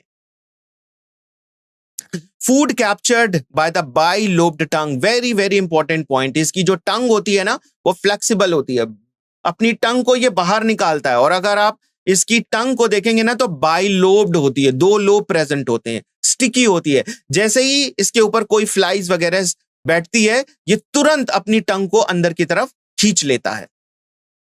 Digestion of food takes place by the action of HCl and gastric juices secreted by the walls of the stomach। तो देखिए वॉल्स, स्टमक की जो वॉल होती है HCl सिक्रीट करती है और कुछ गैस्ट्रिक जूसेस सिक्रीट करती है। गैस्ट्रिक जूस में आपका म्यूकस और पैनक्रियाटिक, है ना, आपका पेप्सिनोजन एंजाइम होता है। पैनक्रियाटिक तो अलग है, हमारा और डाइजेस्टिव ग्लैंड है।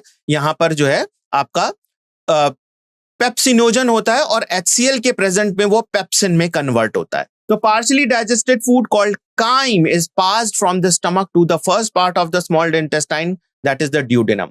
तो जब आपका फूड डाइजेस्ट हो जाता है स्टमक में तो वो ब्राउन कलर का पेस्ट हो जाता है। उस पेस्ट, ब्राउन कलर के पेस्ट को हम क्या बोलते हैं? काइम, बहुत इंपॉर्टेंट पॉइंट है ये, ध्यान रखना है, काइम। और ये फिर time to time small intestine में बाहर आता है, ड्यूडेनम। स्मॉल इंटेस्टाइन का जो सबसे पहला पार्ट है वो है duodenum. Duodenum receive from the secretion from the gallbladder and pancreatic juice from the pancreas through the common bile duct। तो देखिए गॉल ब्लैडर से एक ट्यूब आती है, पैनक्रियास से भी एक ट्यूब आती है, दोनों ट्यूब आपस में ज्वाइन कर जाती है और फिर वो ओपन होती है आपके इंटेस्टाइन में। तो bile emulsifies fat, pancreatic juice digest carbohydrates and protein. Bile का देखिए काम होता है कि एक तो ये आपका बेसिक एनवायरनमेंट प्रोवाइड करना, क्योंकि फूड स्टमक में जो है वो एसिडिक था, क्योंकि वहां पर HCl का सिक्रीशन हुआ था। पैनक्रियाटिक जूस के लिए जो है वो आपका बेसिक एनवायरनमेंट चाहिए, वो आपका बाइल प्रोवाइड कर देता है। और साथ ही साथ इसमें बहुत सारे जो सॉल्ट्स प्रेजेंट होते हैं जो कि फैट्स को इमल्सिफिकेशन करते हैं, है ना, छोटे छोटे ग्लोब्यूल्स में तोड़ने का ये काम करते हैं। और आपके जो पैनक्रियाटिक जूस हैं वो कार्बोहाइड्रेट्स और प्रोटीन के डाइजेशन में इन्वॉल्व होते हैं। Final digestion takes place in the intestine. और यहां पर इंटेस्टाइन के अंदर की जो वॉल में है छोटे छोटे प्रोजेक्शंस बाहर निकले होते हैं, जिसको वेलाई कहते हैं या फिर माइक्रोवेलाई, और ये फूड के एब्जॉर्प्शन में हेल्प करते हैं।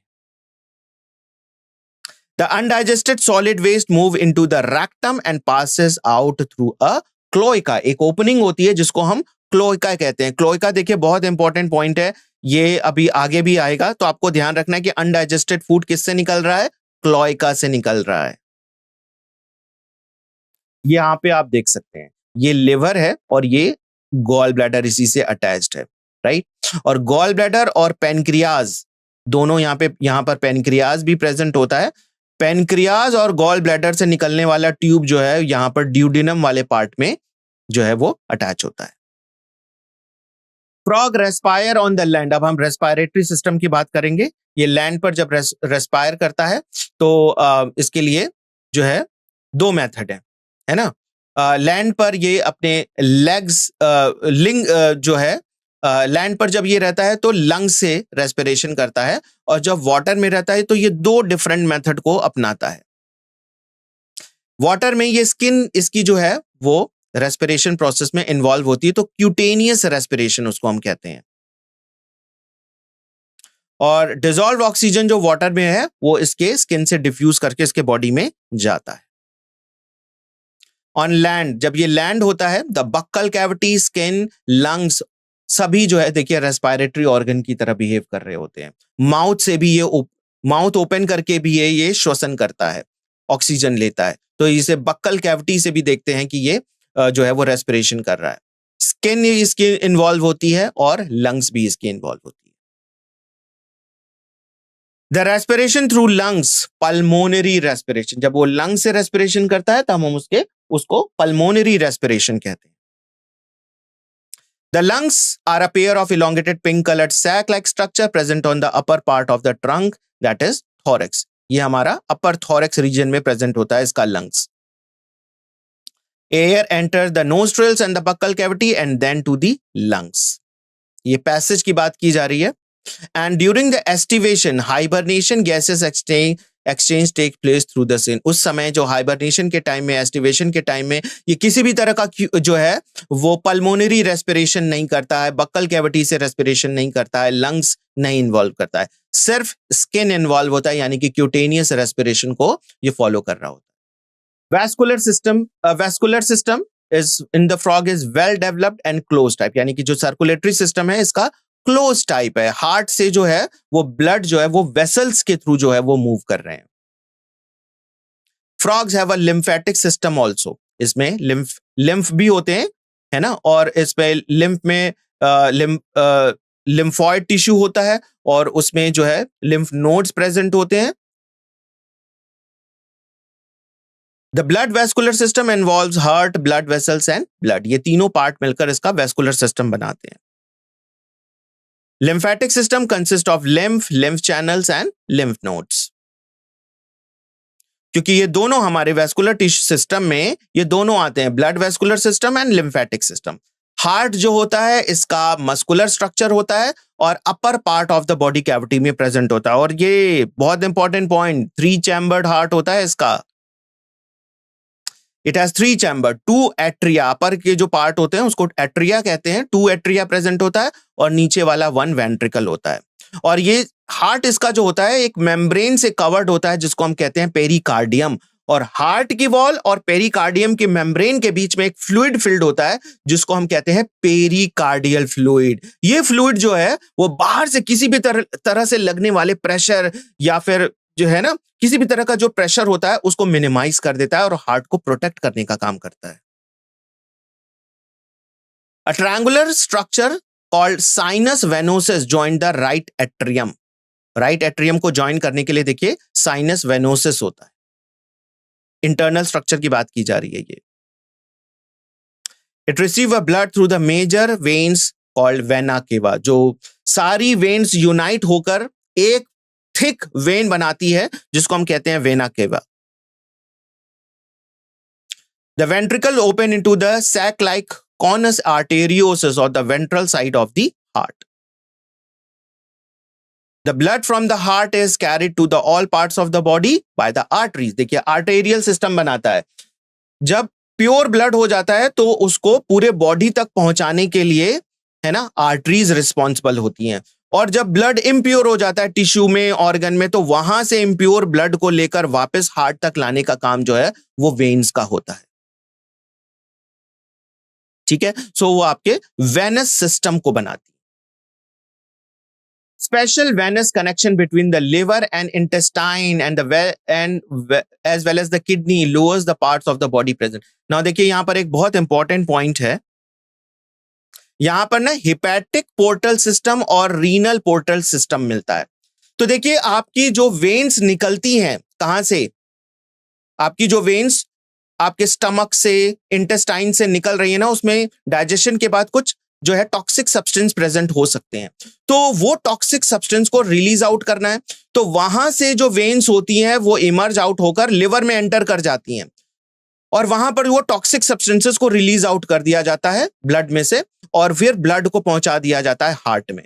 तो एक ऑर्गन से निकल के दूसरे ऑर्गन में ये वेन्स जा रही हैं, तो जब ये लिवर में एंटर करती हैं स्टमक से और इंटेस्टाइन से निकलकर तो ये हिपैटिक पोर्टल सिस्टम बनाती हैं, है ना। और उसी तरीके से हमारे लोअर लिम्ब से जब वेन्स निकलती हैं और किडनी में एंटर करती हैं तो वो आपके रीनल पोर्टल सिस्टम बनाती है। रीनल का मतलब होता है किडनी और हेपेटिक का मतलब होता है लिवर, ध्यान रखिएगा। So the blood composed of plasma and cell, और ब्लड की बात करें तो प्लाज्मा और डिफरेंट सेल से बने होते हैं। इसमें आपकी आरबीसी, डब्ल्यूबीसी और प्लेटलेट्स पाए जाते हैं। आरबीसी जो होता है वो न्यूक्लिएटेड होता है, वेरी इंपॉर्टेंट पॉइंट। ह्यूमन के केस में ई न्यूक्लिएटेड होता है, न्यूक्लियस नहीं पाया जाता, ठीक है। और इसमें भी रेड कलर का पिगमेंट होता है जिसको हीमोग्लोबिन कहते हैं। The lymph is different from blood, it lacks few proteins and RBC. उसमें लिम्फ में आपकी आरबीसी सेल्स नहीं होती हैं तो वो कलरलेस होता है। The blood carries nutrient gases and water to the respective site during the circulation। और आप यहां पर देख सकते हैं, यहां पर रीनल है ना, ये रीनल पोर्टल सिस्टम बना रहा है। ये देखिए रीनल पोर्टल है ना, लेग से निकलने वाली वेन्स जो है वो आ रही हैं और किडनी में एंटर कर रही हैं। और यहां पर देखिए ये आपका स्मॉल इंटेस्टाइन है, ये लार्ज इंटेस्टाइन है, स्टमक है, इन सब से एक वेन जिसको हम कहते हैं हिपैटिक पोर्टल, ये देखिए ये जा रहा है आपका लिवर के अंदर, तो ये हिपैटिक पोर्टल सिस्टम बना रहे हैं। ये दोनों पॉइंट बहुत इंपॉर्टेंट है। नेक्स्ट हम बात करेंगे एक्सक्रीटरी सिस्टम की। So the excretory system consists of a pair of kidney, ureter, cloaca and urinary bladder। देखिए यहां पर भी क्लोइका आ रहा है, तो वहां पर अनडाइजेस्टेड फूड को निकालने का भी काम क्लोइका करता है और बॉडी से, और यहां पर नाइट्रोजनस वेस्ट जो है, यूरिन जो है, उसको भी पास आउट करने का काम क्लोइका के थ्रू होता है। There are complex dark and round bean structures situated the little posteriorly, body के जो है पिछले हमारे जो पोस्टीरियर बॉडी पार्ट है वहां पर ये प्रेजेंट होते हैं और ये वर्टिब्रल कॉलम के लेफ्ट एंड राइट साइड पे प्रेजेंट होते हैं। Each kidney is composed of several structural and functional unit, uriniferous tubules या फिर नेफ्रॉन, ये हमारे किडनी का स्ट्रक्चरल एंड फंक्शनल यूनिट है। Two ureter emerges from the kidney in the male frog, ureter जो है इमर्ज आउट होते हैं, है ना, एक किडनी से एक यूरेटर, दूसरी किडनी से दूसरा यूरेटर, और ये दोनों जो है वो फिर आपके ओपन होते हैं, कहां पर, जो क्लोएका वाला पार्ट है वहां पर।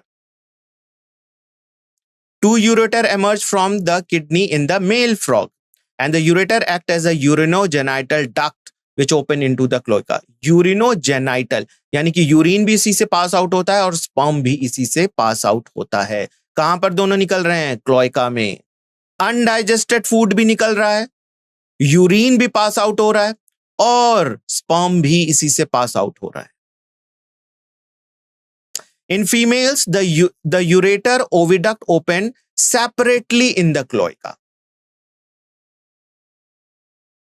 The thin-walled urinary bladder present in the ventral to the rectum and opens into the cloaca. देखिए यहाँ पर urinary bladder भी जो है वो इसी रेक्टम से अटैच होता है और वो भी क्लोएका में ही ओपन होता है।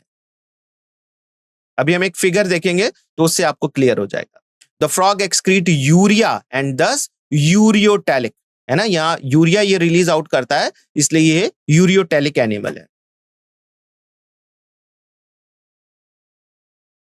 Excretory waste are carried by the blood into the kidney where it is separated and excreted. तो ब्लड जाता है किडनी में, वहां पर फिल्ट्रेशन होता है, जैसे ह्यूमन में होता है, फिल्ट्रेशन प्रोसेस होता है, सिक्रीशन होता है, रीएब्जॉर्प्शन होता है और फिर जो है वो यूरिया रिलीज आउट किया जाता है। The prominent endocrine gland in the frog, कौन कौन से ग्लैंड हैं? Pituitary gland, thyroid gland, parathyroid gland, thymus, pineal body, pancreatic islets, adrenal, pancreatic islets यानी कि पेनक्रियाटिक ग्लैंड हमारा, और गोनाड्स, गोनाड्स में आपके टेस्टीज एंड ओवरीज आते हैं। The nervous system is organised into the central nervous system. देखिए central nervous system का क्या पार्ट है? ब्रेन और स्पाइनल कॉर्ड। और जो हमारा पेरिफेरल नर्वस सिस्टम है इसमें क्रेनियल्स और स्पाइनल नर्व्स, यानी कि ब्रेन से जो नर्व्स निकलती है वो क्रेनियल नर्व्स और स्पाइनल कॉर्ड से जो नर्व्स निकलती हैं वो स्पाइनल नर्व्स बनाती हैं। और साथ ही साथ ये हमारे ऑटोनॉमिक नर्वस सिस्टम यानी कि sympathetic and parasympathetic nervous system का भी निर्माण करती हैं। तो ये सभी चीजें हमारे नर्वस सिस्टम के अंतर्गत आती हैं। There are 10 pairs of cranial nerves arising from the brain. देखिए हमने बात की थी ना क्रेनियल नर्व्स की, तो 10 पेयर्स नर्व्स निकलती हैं ब्रेन वाले पार्ट से, तो वो क्रेनियल नर्व्स हैं। Brain is enclosed in the bony structure brain cranium, जिसको हम कहते हैं, जिसको ब्रेन बॉक्स के नाम से भी जाना जाता है। Four limbs include olfactory lobes, paired the cerebral hemisphere and unpaired diencephalon. ये हमारे 4 ब्रेन के पार्ट हैं। और mid brain is characterised by the pair of optic lobes. तो ये बहुत इंपॉर्टेंट पॉइंट है। हाइंड ब्रेन जो है आपका सेरिबेलम और मेडुला ऑब्लोंगेटा से बना हुआ होता है। Medulla oblongata passes through the foramen magnum and continues to the spinal cord which encloses in the vertebral column. ये हमारा जो मेडुला ऑब्लोंगेटा पार्ट है इसी से आगे एक्सटेंड होकर हमारा स्पाइनल कॉर्ड बनता है और ये स्पाइनल कॉर्ड जो है हॉलो वर्टिब्रल कॉलम में प्लेस्ड होता है प्रोटेक्शन के लिए।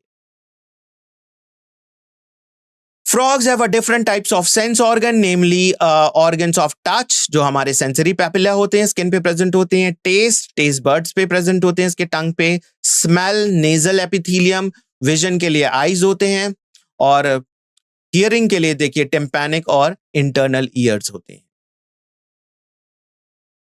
Of these, the eyes and internal ears are well organized structure and the rest of the cellular aggregates around the nerves ending. Eyes और इंटरनल ईयर जो है वो प्रॉपर होते हैं जैसे ह्यूमन में पाए जाते हैं। Eyes in a frog are a pair of spherical structure situated on the orbits of the skull. तो स्कल का जो ऑर्बिट होता है उसमें ये प्रॉपरली प्लेस्ड होता है।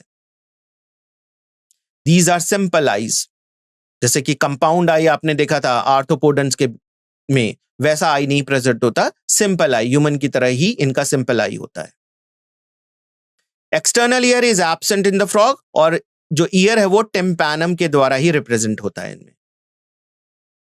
The year is an organ hearing at it is well balancing, इसमें जो इसकी इंटरनल ईयर होती है वो बैलेंसिंग का भी काम करती है हियरिंग के साथ साथ। Frogs have well organized male and female reproductive system। दोनों ये, अब हम बात करेंगे रिप्रोडक्टिव सिस्टम की, तो मेल और female proper organised reproductive system form करता है। इसमें देखिए जो मेल रिप्रोडक्टिव ऑर्गन है ये टेस्टीज, इसमें जो मेन रिप्रोडक्टिव ऑर्गन है वो इसका टेस्टीज होता है और ये किडनी के अपर पार्ट से जो है वो अटैच होता है। अटैचमेंट के लिए जो मेम्ब्रेन होती है वो पेरिटोनियम की बनी होती है, फोल्डेड होती है, और इस मेम्ब्रेन को हम कहते हैं मेसोर्चियम। इसमें vasa differentia, number of vasa differentia 11 to 12 होते हैं जो कि टेस्टीज में अराइज होते हैं। और ये जो वासा डिफरेंशिया है ये टेस्टीज से निकलकर किडनी में एंटर करता है। कितनी कमाल की बात है, जैसे ये ह्यूमन में बिल्कुल नहीं होता है ना। तो ये बहुत ही स्पेसिफिक ये इसका पॉइंट है। They enter the kidney on their side and open into the Bidder's canal। ये Bidder's canals में open होता है। And finally communicate with the urinogenital duct। और ये जो Bidder's canal है ये बाद में आकर urinogenital duct में open होता है और क्लोइका के थ्रू देखिए ओपन होता है। तो क्लोइका बार बार आ रहा है और मैंने आपको बताया है कि अनडाइजेस्टेड फूड जो है यूरिया को डिस्चार्ज करने के लिए यानी कि नाइट्रोजनस वेस्ट, और जो है गैमेट्स को रिलीज आउट करने के लिए, है ना, स्पर्म्स को रिलीज आउट करने के लिए भी यूज होता है। The cloaca is small medium chamber that is used to passes faecal matter, urine, sperms to the exterior. Female reproductive organ include a pair of ovaries. अब फीमेल रिप्रोडक्टिव ऑर्गन की बात करें तो 1 पेयर ऑफ ओवरीज इसमें present होते हैं। Ovaries are situated near the kidney, और ये किडनी के पास सिचुएटेड होती है। A pair of oviduct arising from the ovaries open into the cloaca separately। ये भी जो देखिए ओपन जो होता है, ओविडक्ट जो ओपन होता है वो फिर किसमें ओपन करता है? क्लोइका के पास जाकर ओपन करता है। यानी कि एग रिलीज होगा आपके ओवरी से, ओविडक्ट फनल के थ्रू उसको रिसीव किया जाएगा और उसको duct like, tube like structures के होते हुए इसको क्लोइका के पास पहुंचा दिया जाएगा किसको बॉडी से बाहर निकालना। मैच्योर फीमेल कैन ले 2500 to 3000 ओवा एट अ टाइम। एक समय में इतने एग वो रिलीज करती है।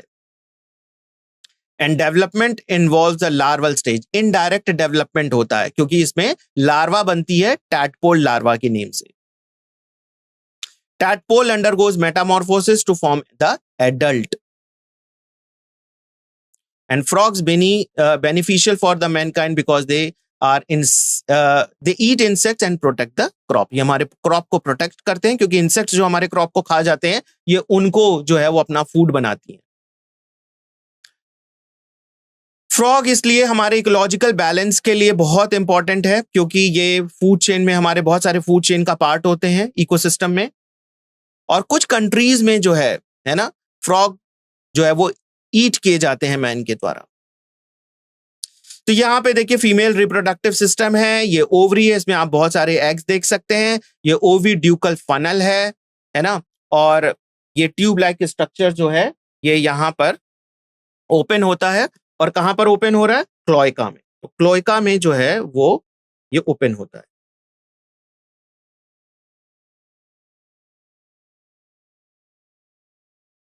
सो एग जो इतने सारे रिलीज होते हैं ना, ये एक जेली जैसे सब्सटेंस में होते हैं, वाटर में रिलीज आउट करते हैं। मेल फ्रॉग जब इस फीमेल को होल्ड किए रहता है तो स्पर्म उसी जेली जैसे सब्सटेंस पे रिलीज आउट कर देता है और एग को फर्टिलाइज कर देता है। ये यहां पर कुछ टिप्स एंड ट्रिक्स हैं, कुछ इंपॉर्टेंट पॉइंट्स हैं। Bichat gave the term tissue. Tissue किसके द्वारा दिया गया था नेम? ये साइंटिस्ट का नाम है Bichat. The study of the tissue is called histology. जब आप टिश्यू की स्टडी करते हैं उसको एक टर्म देते हैं, that is histology. Histology was given by Karl Mayer. And epithelial tissue is derived from the 3 germs layer. आपके एक्टोडर्म है ना, एपिडर्मिस को बनाती है, form from the endoderm, lining of the gastrointestinal tract जो बनाती है, और मीजोडर्म जो है आपकी inner lining of the body cavities को बनाती है। तो एपिथेलियल टिश्यू तीनों तरीके के आपके जर्म लेयर हैं, एक्टोडर्म, मीजोडर्म एंड एंडोडर्म, तीनों से बनती है। Connective tissue and muscular tissue are derived from the mesoderm. ये दोनों टिश्यूज जो हैं आपके मीजोडर्म से बनती हैं, और nervous tissue is derived from the ectoderm. तो ये हमने अपना थ्योरी वाला पार्ट किया। अब बस हम कुछ ही क्षणों में बस स्टार्ट करेंगे अपना नीट पीवाईक्यू में आए हुए क्वेश्चंस का डिस्कशन। तो चलिए स्टार्ट करते हैं स्ट्रक्चरल ऑर्गेनाइजेशन इन एनिमल्स चैप्टर से नीट एग्जामिनेशन में आए हुए कुछ प्रीवियस ईयर्स क्वेश्चन का डिस्कशन। तो सबसे पहला क्वेश्चन देखिए, ये हमारा आ चुका है, which type of tissue correctly matches with its location. अभी हमने जस्ट स्टडी की है ना, तो आप देखिए ये क्वेश्चंस हमारे जो हमने अभी स्टडी की है उसको, ये कैसे आपको उस क्वेश्चन को सॉल्व करने में हेल्प करती है ना। कॉलम में टिश्यू दिया है, दूसरे में उसका लोकेशन दिया है, इसीलिए मैं आपको उस टाइम भी बोला था कि आपको ध्यान रखना है ये पॉइंट कि कौन सा टिश्यू कहां पर पाया जाता है। चलिए, ए है हमारा स्मूथ मसल्स, बी है areolar tissue, C transitional epithelium and D है क्यूबॉइडल एपिथेलियम। लोकेशन क्या दिया हुआ है, wall of intestine, tendons, nose tip, lining of stomach. और इसके ऑप्शंस हैं, तो ये आपका बताना कि कौन सा करेक्टली मैच है यहां पर, है ना। तो ऑप्शंस हैं A, B, B, C and D. तो आप चैट बॉक्स में बता सकते हैं इसका आंसर, और फिर हम देखेंगे इसका करेक्ट आंसर क्या है।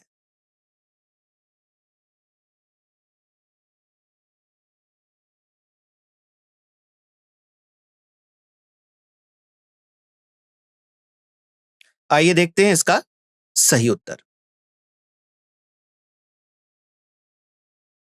तो ये हमारा प्रश्न था, राइट। इसका उत्तर है smooth muscles, wall of intestine, बिल्कुल सही। देखिए, टेंडन जो है वो एरियोलर टिश्यू नहीं है ना। टेंडन जो है हमारे कनेक्टिव टिश्यू का पार्ट है। नोज टिप पे कार्टिलेज प्रेजेंट होता है, ये ट्रांजिशनल एपिथेलियम नहीं प्रेजेंट होती है, एपिथेलियल टिश्यू नहीं होता है, वो कार्टिलेज होता है। और कार्टिलेज भी हमारा एक तरह का क्या है, कनेक्टिव टिश्यू, तो ये बिल्कुल रॉन्ग हो जाता है। क्यूबॉइडल एपिथेलियम कह रहे हैं लाइनिंग ऑफ स्टमक, है ना, वहां पर क्यूबॉइडल एपिथेलियम नहीं पाई जाती है। तो ये तीनों जो है हम जो है बी, सी एंड डी, ये तीनों इनकरेक्ट मैच दिया हुआ था, राइट। पहला वाला जो मैच है स्मूथ मसल्स जो है हमारे वॉल ऑफ इंटेस्टाइन का पार्ट होते हैं, राइट। तो ये बिल्कुल सही जो है वो मैच है। अब एक नजर इसके एक्सप्लेनेशन पे डालते हैं। Wall of intestine is made up of smooth muscles. Tendons consist of dense regular connective tissue, fascicles encased in the dense irregular connective tissue sheath.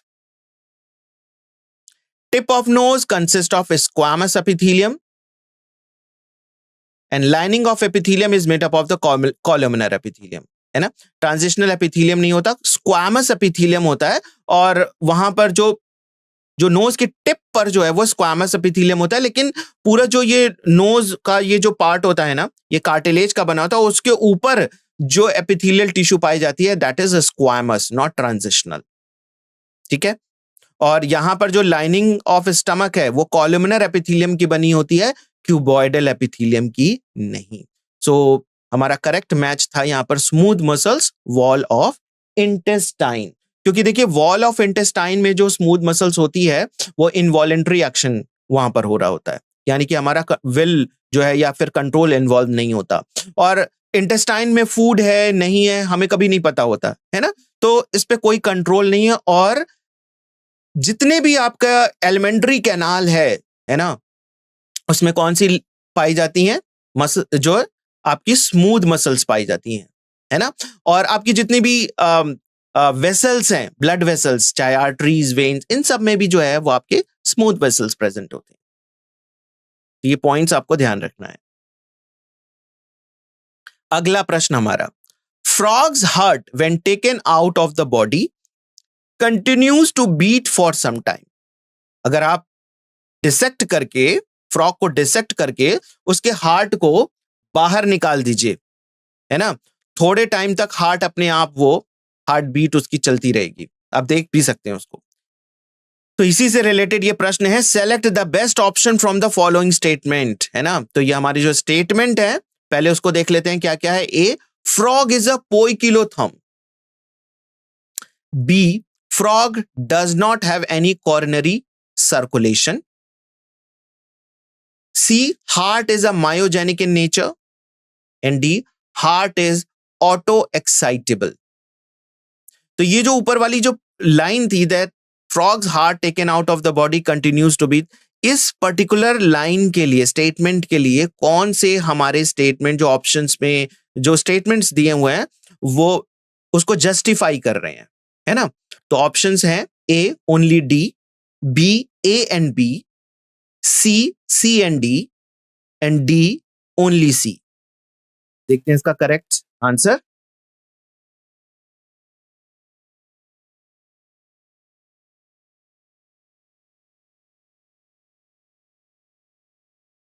बढ़ते हैं इसके करेक्ट आंसर की तरफ। सो फ्रॉग्स, ये हमारा प्रश्न था कि फ्रॉग के हार्ट को बाहर निकाल के रख देते हैं थोड़े टाइम के लिए, तब भी हार्ट उसका जो है वो बीट होता रहता है। तो देखिए इसका जो है, अब अगर आप पहला स्टेटमेंट देखिए, फ्रॉग इज पोइकिलोथर्म, तो ये जो है हार्ट से कोई भी इसका रिलेशन नहीं है, ये बॉडी टेम्परेचर को रेगुलेट करने की बात की जा रही है ना। Frog does not have coronary circulation, ये भी जो है सर्कुलेशन की बात की जा रही है, हार्ट की बात नहीं की जा रही है ना। Heart is myogenic in nature and heart is auto excitable, ये दोनों पॉइंट जो है वो हार्ट को बता रहे हैं, है ना। इसलिए सी और डी जो है हमारा ऑप्शन सही है। और इसका explanation, the vertebrate possesses myogenic heart, baby के बॉर्न होने के बाद ही हार्ट जो है वो हार्ट बीट शुरू कर देता है और तब तक करता रहता है, continuous rhythmic contraction and relaxation तब तक करता है जब तक कि डेथ नहीं होती। सो मायोजेनिक हार्ट है और इसका सेल्फ कॉन्ट्रैक्टाइल सिस्टम होता है ना। ये कोई इसको अलग से करा नहीं रहा है, इसका कॉन्ट्रैक्शन एंड रिलैक्सेशन, है ना। इसके पास अपना एक पेस मेकर होता है, वहीं से ऑटो एक एक्साइटेशन जनरेशन होता है जिससे कि ये रिदमिक कॉन्ट्रैक्शन एंड रिलैक्सेशन कर रहा होता है। इसीलिए देखिए ये टर्म आता है ऑटो एक्साइटेबल, स्वतः ये अपने आप को एक्साइट कर सकता है, right. And it will thus keep the working outside of the body for some time, इसीलिए जब इसके हार्ट को इसके बॉडी से बाहर निकाल कर रख दिया जाता है तब भी ये थोड़े टाइम के लिए जो है ऑटो एक्साइटेबल रहता है और मायोजेनिक इसलिए कॉन्ट्रैक्ट एंड रिलैक्स कर रहा होता है। तो ये दोनों पॉइंट जो है हमारे ये जो स्टेटमेंट क्वेश्चन का दिया होता है उसको जस्टिफाई कर रहे हैं। अगला प्रश्न हमारा यहां पे, the ciliated epithelial cells are required to move particles or mucus in a specific direction, है ना। जो एपिथेलियल ciliated epithelium होती है ना, वो एक पर्टिकुलर डायरेक्शन में जो है वो म्यूकस को फैलाने का काम करती है ना। In humans these cells, human के केस में ये जो सेल्स हैं, these cells are mainly present in, कहां पर प्रेजेंट होती हैं ह्यूमन के केस में। ऑप्शंस देखते हैं, A bile duct and bronchioles, B Fallopian tube and pancreatic duct, C Eustachian tube and salivary duct, and option D कहता है bronchioles and Fallopian tubes.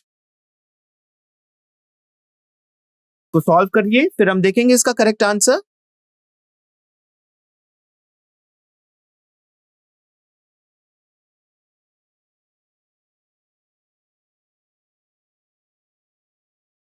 Okay तो आइए देखते हैं आपके प्रश्न जो उत्तर हैं वो मैच करते हैं कि नहीं इससे।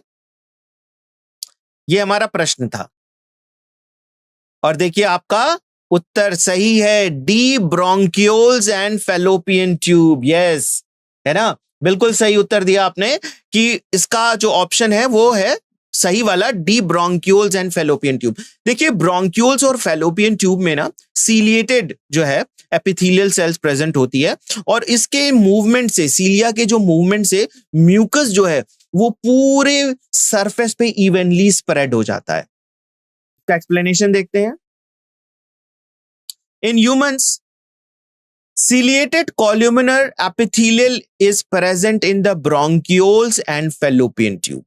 जो ciliated columnar epithelials है ये आपके bronchioles और fallopian tubes में ह्यूमन के केस में प्रेजेंट होता है।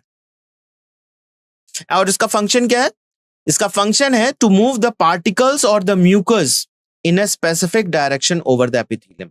पार्टिकल्स को एक स्पेसिफिक डायरेक्शन में बढ़ाना है, निकालना है ना, म्यूकस को स्प्रेड करना है, ताकि ये म्यूकस इवनली स्प्रेड हो जाएगा ना, तो ब्रोंक्यूल्स में किसी भी आए हुए डस्ट पार्टिकल्स या किसी भी पार्टिकल्स को, है ना, स्टिक हो जाएगा म्यूकस से, वो आपके लंग्स तक नहीं पहुंचेगा, लंग्स इन्फेक्टेड नहीं होगा आपका, है ना। इस वजह से ये इंपॉर्टेंट है। दूसरा, फेलोपियन ट्यूब में भी जो है ये सीलिया जब मूव करते हैं तो एग्स को एक डायरेक्शन प्रोवाइड करते हैं, है ना, एग्स को एक डायरेक्शन प्रोवाइड करते हैं कि फेलोपियन ट्यूब तक एग्स को पहुंचना है। अगला प्रश्न हमारा यहां पे, cuboidal epithelium with brush border of microvilli is found in. Options क्या है? A, ducts of salivary gland, B, proximal convoluted tubule of nephron, proximal convoluted tubule of nephron, C, eustachian tube, and D option says lining of the intestine। देखते हैं क्या इसका सही उत्तर है।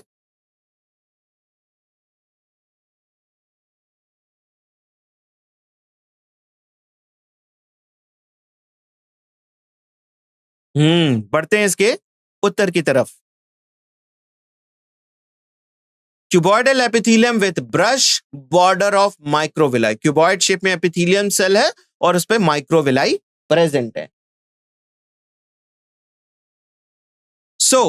इसका देखिए सही उत्तर क्या है हमारा, बी वाला option, proximal convoluted tubule of nephron, है ना। नेफ्रॉन का जो फर्स्ट, जो रीनल ट्यूब्यूल होती है उसका जो फर्स्ट पार्ट है वो है प्रॉक्सिमल कॉन्वोल्यूटेड ट्यूब्यूल, फिर लूप ऑफ हेनले आता है, फिर डिस्टल कॉन्वोल्यूटेड ट्यूब्यूल आता है। तो जो फर्स्ट वाला पार्ट है उसके अगर आप जो ल्यूमेन होता है उसका, जो अंदर ट्यूब लाइक स्ट्रक्चर है उसका जो ल्यूमेन है देखेंगे तो वहां पर क्यूबॉइडल एपिथेलियम है और उसमें बहुत सारे माइक्रोविलाई प्रेजेंट होते हैं। तो proximal convoluted tubule of nephron में ये इस तरह के जो है एपिथेलियल टिश्यू देखे जाते हैं। तो आपका ऑप्शन बी बिल्कुल करेक्ट है। एक्सप्लेनेशन देखते हैं इसका। Cuboidal epithelium with brush border of microvilli is found in the proximal convoluted tubule of nephron. जो प्रॉक्सिमल कॉन्वोल्यूटेड ट्यूब्यूल है नेफ्रॉन की, उसमें वहां पर क्यूबॉइडल एपिथेलियम और ब्रश बॉर्डर ऑफ माइक्रोविलाई, जो क्यूबॉइडल एपिथेलियम के ऊपर ना सरफेस पे एकदम माइक्रोविलाई प्रेजेंट होते हैं और जैसा आप ब्रश देखते हैं ना वैसा प्रेजेंट होता है। तो जो भी फिल्ट्रेट आता है उसको आगे बढ़ाने के लिए जो है ये रिस्पॉन्सिबल होती हैं, और जो सब्सटेंसेस को रीएब्जॉर्ब करना है वो वहां पर रीएब्जॉर्ब कर लेते हैं। तो सरफेस एरिया बढ़ जाता है इस माइक्रोविलाई के प्रेजेंट होने से, राइट। तो एब्जॉर्प्शन का रेट भी बढ़ जाता है। अगला प्रश्न हमारा यहां पे, goblet cells of alimentary canals are modified from। जो goblet cells alimentary canal में प्रेजेंट होती हैं वो किसका मॉडिफिकेशन है? किससे मॉडिफाइड होती हैं? ऑप्शंस इस प्रकार हैं। A, columnar epithelial cells, B, chondrocytes, C, compound epithelial cells, and option D कहता है स्क्वैमस एपिथेलियल सेल्स। देखते हैं इसका क्या उत्तर आता है।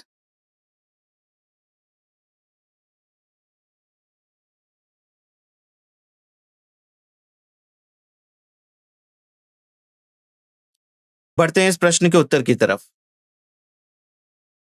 तो ये हमारा प्रश्न था कि गॉबलेट सेल्स जो हैं वो एलिमेंट्री कैनाल में किसका मॉडिफिकेशन है, किस एपिथेलियल सेल का मॉडिफिकेशन है। सो आपका ऑप्शन ए जो है वो बिल्कुल करेक्ट है, कॉलुमिनर एपिथेलियल सेल्स। जो कॉलुमिनर एपिथेलियल सेल्स होती है ना, वो मॉडिफाई होकर गॉबलेट सेल्स बनाती हैं और गॉबलेट सेल्स म्यूकस का सिक्रीशन करती हैं। यस, ए वाला ऑप्शन बिल्कुल करेक्ट है। एक्सप्लेनेशन देखते हैं इसका। Goblet cells are found within the lining of the airways and intestine. Airways मतलब आपका जो ट्रैकिया और ब्रोंकाई है, वहां पर भी ये प्रेजेंट होती हैं। और वहां पर भी म्यूकस का सिक्रीशन होता है, क्योंकि म्यूकस आपको पता है इंपॉर्टेंट है। इंटेस्टाइन में भी म्यूकस इंपॉर्टेंट है।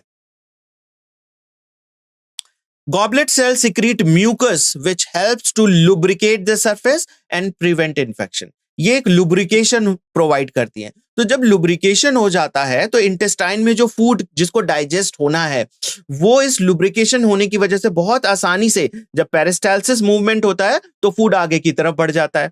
और फूड को आगे बढ़ने में कोई दिक्कत नहीं होती है, क्योंकि पूरी जो इसकी ल्यूमेन है उसके ऊपर म्यूकस की एक लाइनिंग चढ़ी हुई है और फूड बहुत आसानी से जो है वो आगे की तरफ बढ़ जाता है।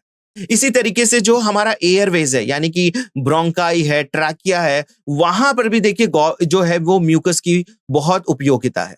म्यूकस जो है वो पूरे सब्सटेंस को, एक सरफेस को एक तो वेट बनाए रखता है, दूसरा कोई भी पार्टिकल्स वगैरह आते हैं तो वो उससे जो है वो चिपक जाते हैं। और ये जो पार्टिकल्स होते हैं ये कुछ जर्म्स में भी फॉर्म में भी हो सकते हैं, तो ये उनको आगे नहीं बढ़ने देता है और इन्फेक्शन से बचाता है।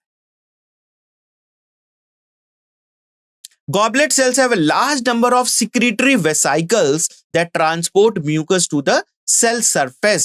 तो देखिए ये एक्सोसाइटोसिस का एग्जाम्पल है। एक्सोसाइटोसिस का मतलब सेल के बाहर जो है आप किसी सब्सटेंस को सिक्रीट आउट करें, तो वो एक्सोसाइटोसिस होता है। सॉरी। और उसी तरीके से जब कोई सब्सटेंस बाहर से अंदर की तरफ सेल में ले लिया जाता है तो आप उसको कहते हैं एंडोसाइटोसिस, है ना। एक्सो और एंडो से आपको ध्यान रखना है। तो गॉबलेट सेल्स जो होती हैं वो बहुत सारे सब्सटेंस को सिक्रीट आउट करती हैं। सेल्स में वेसाइकल्स बनती है और वेसाइकल्स जैसे जैसे मूव करके मेम्ब्रेन की तरफ आती हैं वो मेम्ब्रेन से फ्यूज हो जाती हैं और वेसाइकल्स वाला जो उसके जो अंदर सब्सटेंस है वो बाहर इजेक्ट आउट कर दिया जाता है, उसका एक्सोसाइटोसिस हो जाता है। So they also have an extensive endoplasmic reticulum and the large Golgi bodies needed to synthesize and proteins found in the mucus, है ना। तो जो हमारी गॉबलेट्स होती है उसमें काफी ज्यादा जो है एंडोप्लाज्मिक रेटिकुलम और गोल्जी बॉडीज का डेवलपमेंट देखा गया है। ये इसलिए होता है क्योंकि जो गोल्जी बॉडीज है और जो आपकी एंडोप्लाज्मिक रेटिकुलम है, ये ऐसे प्रोटीन, ऐसे सब्सटेंसेस को बनाती हैं जो कि सिक्रीट आउट होना होता है जिनको, है ना, वो म्यूकस का पार्ट होता है और वो प्रोटीन है म्यूसिन। तो ये गॉबलेट सेल्स आपको ध्यान रखना है, कॉलुमिनर एपिथेलियल सेल्स का मॉडिफिकेशन है।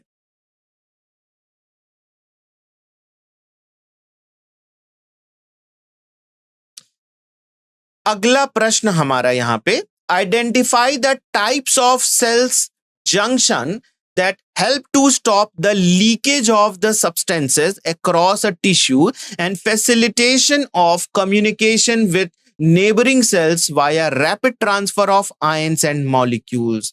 तो देखिए दो बातें पूछी जा रही हैं इस प्रश्न में। आपको आइडेंटिफाई करना है वो टाइप ऑफ सेल जंक्शन जो कि एक तो स्टॉप करता है लीकेज ऑफ सब्सटेंसेस को, है ना, किसी भी सब्सटेंस को जो सेल के अंदर का है उसको इंटैक्ट रखना है, उसको सेल के बाहर नहीं जाने देना है। और दूसरा क्या करना है, नेबरिंग सेल्स को कुछ सब्सटेंसेस को हमें ट्रांसपोर्ट करना है, देना है, लेना है ना, ये वाला काम है। तो दो तरह के गैप जंक्शंस को पूछे जा रहे हैं। ऑप्शंस में देखते हैं वो दोनों गैप जंक्शन कौन कौन से हैं, आपको वही सेलेक्ट करना है। A, adhering junction and gap junction respectively. B, gap junction and adhering junction respectively. Tight junction and gap junctions respectively. And option D, adhering junction and tight junction respectively. तो पहले स्टॉप ऑफ लीकेज की बात की गई है, तो आपको सबसे पहले उस वाले जंक्शन को बताना है, और बाद में नेबरिंग सेल्स को ट्रांसपोर्ट करने वाली जंक्शंस की बात की गई है, तो बाद में वो बताना, इसीलिए रेस्पेक्टिवली टर्म यूज होता है। ठीक है, चलिए देखते हैं इसका क्या इस प्रश्न का उत्तर क्या बनता है।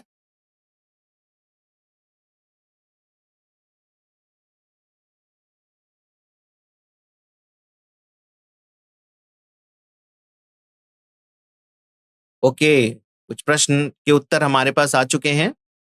ये हमारा प्रश्न था, उत्तर सी ऑप्शन बिल्कुल करेक्ट। यस, टाइट जंक्शन जो है वो अपने सेल के अंदर की चीजों को बिल्कुल इंटैक्ट रखता है, उसको बाहर नहीं जाने देता है ना। तो इस तरह का जंक्शन जो है वो लीकेज को रोकता है, लीकेज नहीं प्रोवाइड करता है, टाइट जंक्शन है वो। अब कुछ गैप जंक्शन होते हैं, सेल और सेल के, एक सेल से दूसरे सेल के बीच में ना एक छोटा सा कनेक्शन होता है, और उस कनेक्शन के थ्रू हम एक सेल से सब्सटेंसेस दूसरे सेल्स को ट्रांसपोर्ट कर सकते हैं। वो जो जंक्शन होता है वो गैप जंक्शन कहलाता है। ठीक है, सो बहुत सही, आप लोगों ने सही बिल्कुल आंसर दिया। इसका एक्सप्लेनेशन देखते हैं क्या आता है। Tight junction and gap junction are the type of cell junction and are generally present in the epithelium and some other tissues. Tight junction is responsible to stop the leakage of the substances across the tissue. Tissue में किसी भी तरह का leakage को रोकने का काम tight junction का है, और गैप जंक्शन का play a very important role in the process of communication among the cells of the tissue. Gap junction के थ्रू आप जैसे कुछ आयंस को ट्रांसपोर्ट करना है, सपोज कैल्शियम आयन को ट्रांसपोर्ट करना है, पोटेशियम आयन को ट्रांसपोर्ट करना है एक सेल से दूसरे थ्रू, तो गैप जंक्शन के थ्रू चला जाएगा। कई बार अमीनो एसिड को भी ट्रांसपोर्ट करते हैं, और कई बार secondary messenger cyclic AMP and inositol triphosphate, ये जब मैं एक्सप्लेन कर रहा था तब भी आपको बताया था, तो ये चीज आपको याद रखनी है। अगला प्रश्न हमारा, which of the following statements wrongly represent the nature of smooth muscles, है ना। स्मूथ मसल्स के बारे में जो है वो सही राय, वो कौन सा स्टेटमेंट नहीं रख रहा है, आपको वो स्टेटमेंट यहां पर सेलेक्ट करना है। तो देखते हैं क्या ऑप्शन है हमारे पास। ए, these muscles are present in the wall of blood vessels.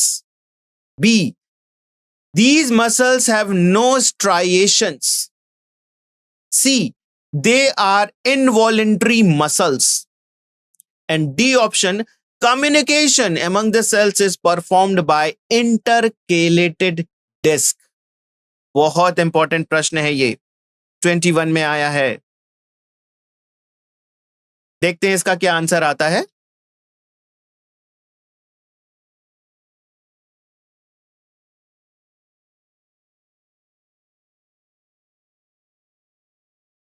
चलिए बढ़ते हैं इस प्रश्न के उत्तर की तरफ। तो ये हमारा प्रश्न था कि विच of the following statement wrongly represent the nature of the smooth muscle. Smooth muscles के बारे में कौन सा स्टेटमेंट रॉन्ग है। तो डी वाला ऑप्शन बिल्कुल सही है। देखिए डी वाला जो ऑप्शन है, communication among the cells is performed by the intercalated disc, ये हमारा कार्डियक मसल्स का स्पेसिफिक फीचर है। कार्डियक मसल्स में जो है वो इंटरकेलेटेड डिस्क पाए जाते हैं, ना कि स्मूथ मसल्स में। स्मूथ मसल्स में जो है इंटरकेलेटेड डिस्क नहीं पाए जाते। इसका explanation, intercalated disc is a type of a junction that is present only in the cardiac muscles, है ना। ये कार्डियक मसल्स में प्रेजेंट होते हैं, कार्डियक मसल्स टिश्यू में प्रेजेंट होते हैं। So it is not a characteristic of a smooth muscles. तो भाई स्मूथ मसल्स में क्या क्या होता है। स्मूथ मसल्स में देखिए इनवॉलेंट्री एक्शन होता है ना। इसकी जो ये प्रेजेंट कहां पर होते हैं, हमारे जो इंटेस्टाइन है, स्टमक है, इसकी जो वॉल्स में प्रेजेंट होते हैं। और क्या इसके पॉइंट्स हैं, इसकी जो सेल्स होती हैं वो टेपर्स हो जाती हैं एंड पर आते आते, right. Smooth muscle fibres have no striations और इनवॉलेंटरी नेचर। कोई भी आपको स्ट्राइएशंस मार्किंग नहीं दिखेगी, जैसा आपको स्केलेटल मसल्स में या फिर कार्डियक मसल्स में देखने को मिलते हैं, यहां पर देखने को नहीं मिलेगी। They are generally present in the wall of internal organs like stomach, intestine and blood vessels. अगला प्रश्न हमारा, ये हमारा match the column type of question है, और इस पर्टिकुलर चैप्टर से match the column type of question बहुत बन सकते हैं, इसलिए आपको अपनी तैयारी भी उसी तरीके से रखनी है। सारे टाइप ऑफ टिश्यू कहां पाए जाते हैं, उनके एग्जाम्पल्स, ये सब कुछ आपको याद रहना चाहिए। ठीक है, चलिए देखते हैं ये प्रश्न हमारा लिस्ट 1 एंड लिस्ट 2। लिस्ट 1 में है A bronchioles, B goblet cells, C tendons, D adipose tissue. और लिस्ट 2 में जो हमारी चीजें हैं, first dense regular connective tissue, second loose connective tissue, third glandular tissue and fourth ciliated epithelium. तो यहां हमारे मैच करके 4 ऑप्शंस दिए गए हैं, आप पहले मैच करिए और देखिए कौन सा ऑप्शन आपके मैच से बिल्कुल हूबहू मैच करता है, उसको आपको ऑप्ट करना है। तो देखते हैं इस प्रश्न का सही उत्तर क्या आता है।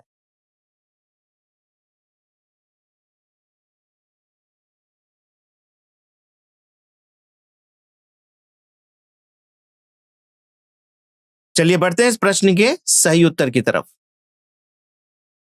तो ये हमारा प्रश्न था, ठीक है, उत्तर देखते हैं क्या है।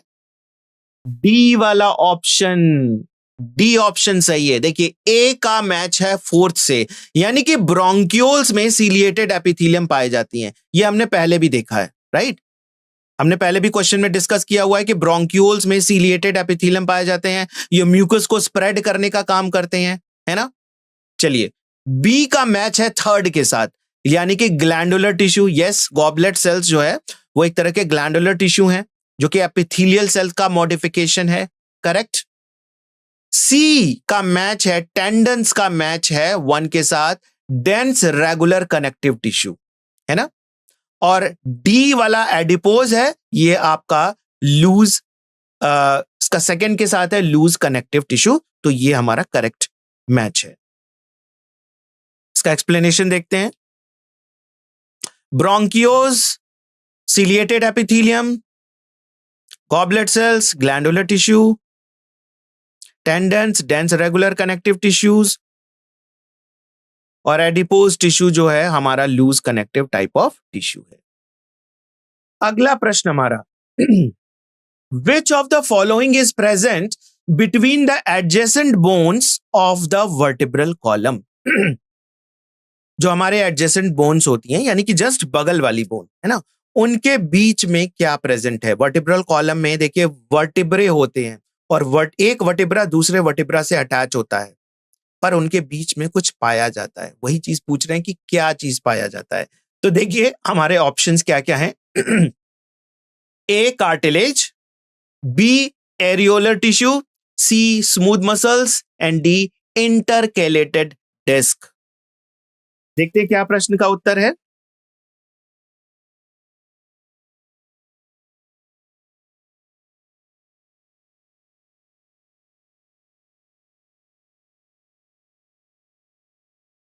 तो हमारा प्रश्न था विच of the following is present between the adjacent bones of the vertebral column. A cartilage is the correct answer, बहुत सही, आपका आंसर बिल्कुल सही है, ए कार्टिलेज। इसका एक्सप्लेनेशन इस प्रकार है, cartilage is present between the adjacent bones of the vertebral column. तो देखिए जो हमारी वर्टिब्रल कॉलम होती है ना, एक किससे बनी हुई होती है, बहुत सारे छोटे छोटे बोन से बनी हुई होती है। वो जो छोटा बोन होता है उसको आप कहते हैं वर्टिब्रे। एक वर्टिब्रा दूसरे वर्टिब्रे से अटैच है और उसके बीच में एक छोटा सा गैप होता है, वो गैप फिल होता है कार्टिलेज से। ये क्यों प्रेजेंट होता है कार्टिलेज? क्योंकि आप बहुत सारा मूवमेंट करते हैं, आप रनिंग करते हैं, आप बैठते हैं, उठते हैं, चलते हैं, सब सारे टाइम जो है आपके वर्टिब्रल कॉलम में थोड़ा थोड़ा मूवमेंट हो रहा होता है। अगर ये मूवमेंट बोन और बोन के बीच में होगा तो बोन्स क्या है, रगड़ खाएंगी और आपकी बोन्स एक टाइम के बाद खराब हो जाएंगी, है ना। तो ये कार्टिलेज प्रेजेंट होता है, क्योंकि कार्टिलेज के जो है रब होने से जो है उस पर कोई फर्क नहीं पड़ता, है ना। आपके बोन्स प्रोटेक्ट रहती हैं। तो इसलिए हमारे जो भी बोन्स होते हैं हमारे उसके टिप पर जो है वो कार्टिलेज प्रेजेंट होते हैं। नोज के टिप पे भी है और आपका जो एक्सटर्नल ईयर है पिना उस पे भी ये प्रेजेंट होता है। तो cartilage is present between the adjacent bones of the vertebral column.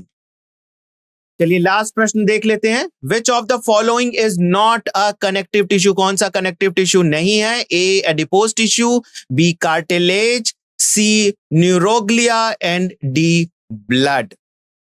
इस प्रश्न को सॉल्व करिए फिर हम देखते हैं करेक्ट आंसर।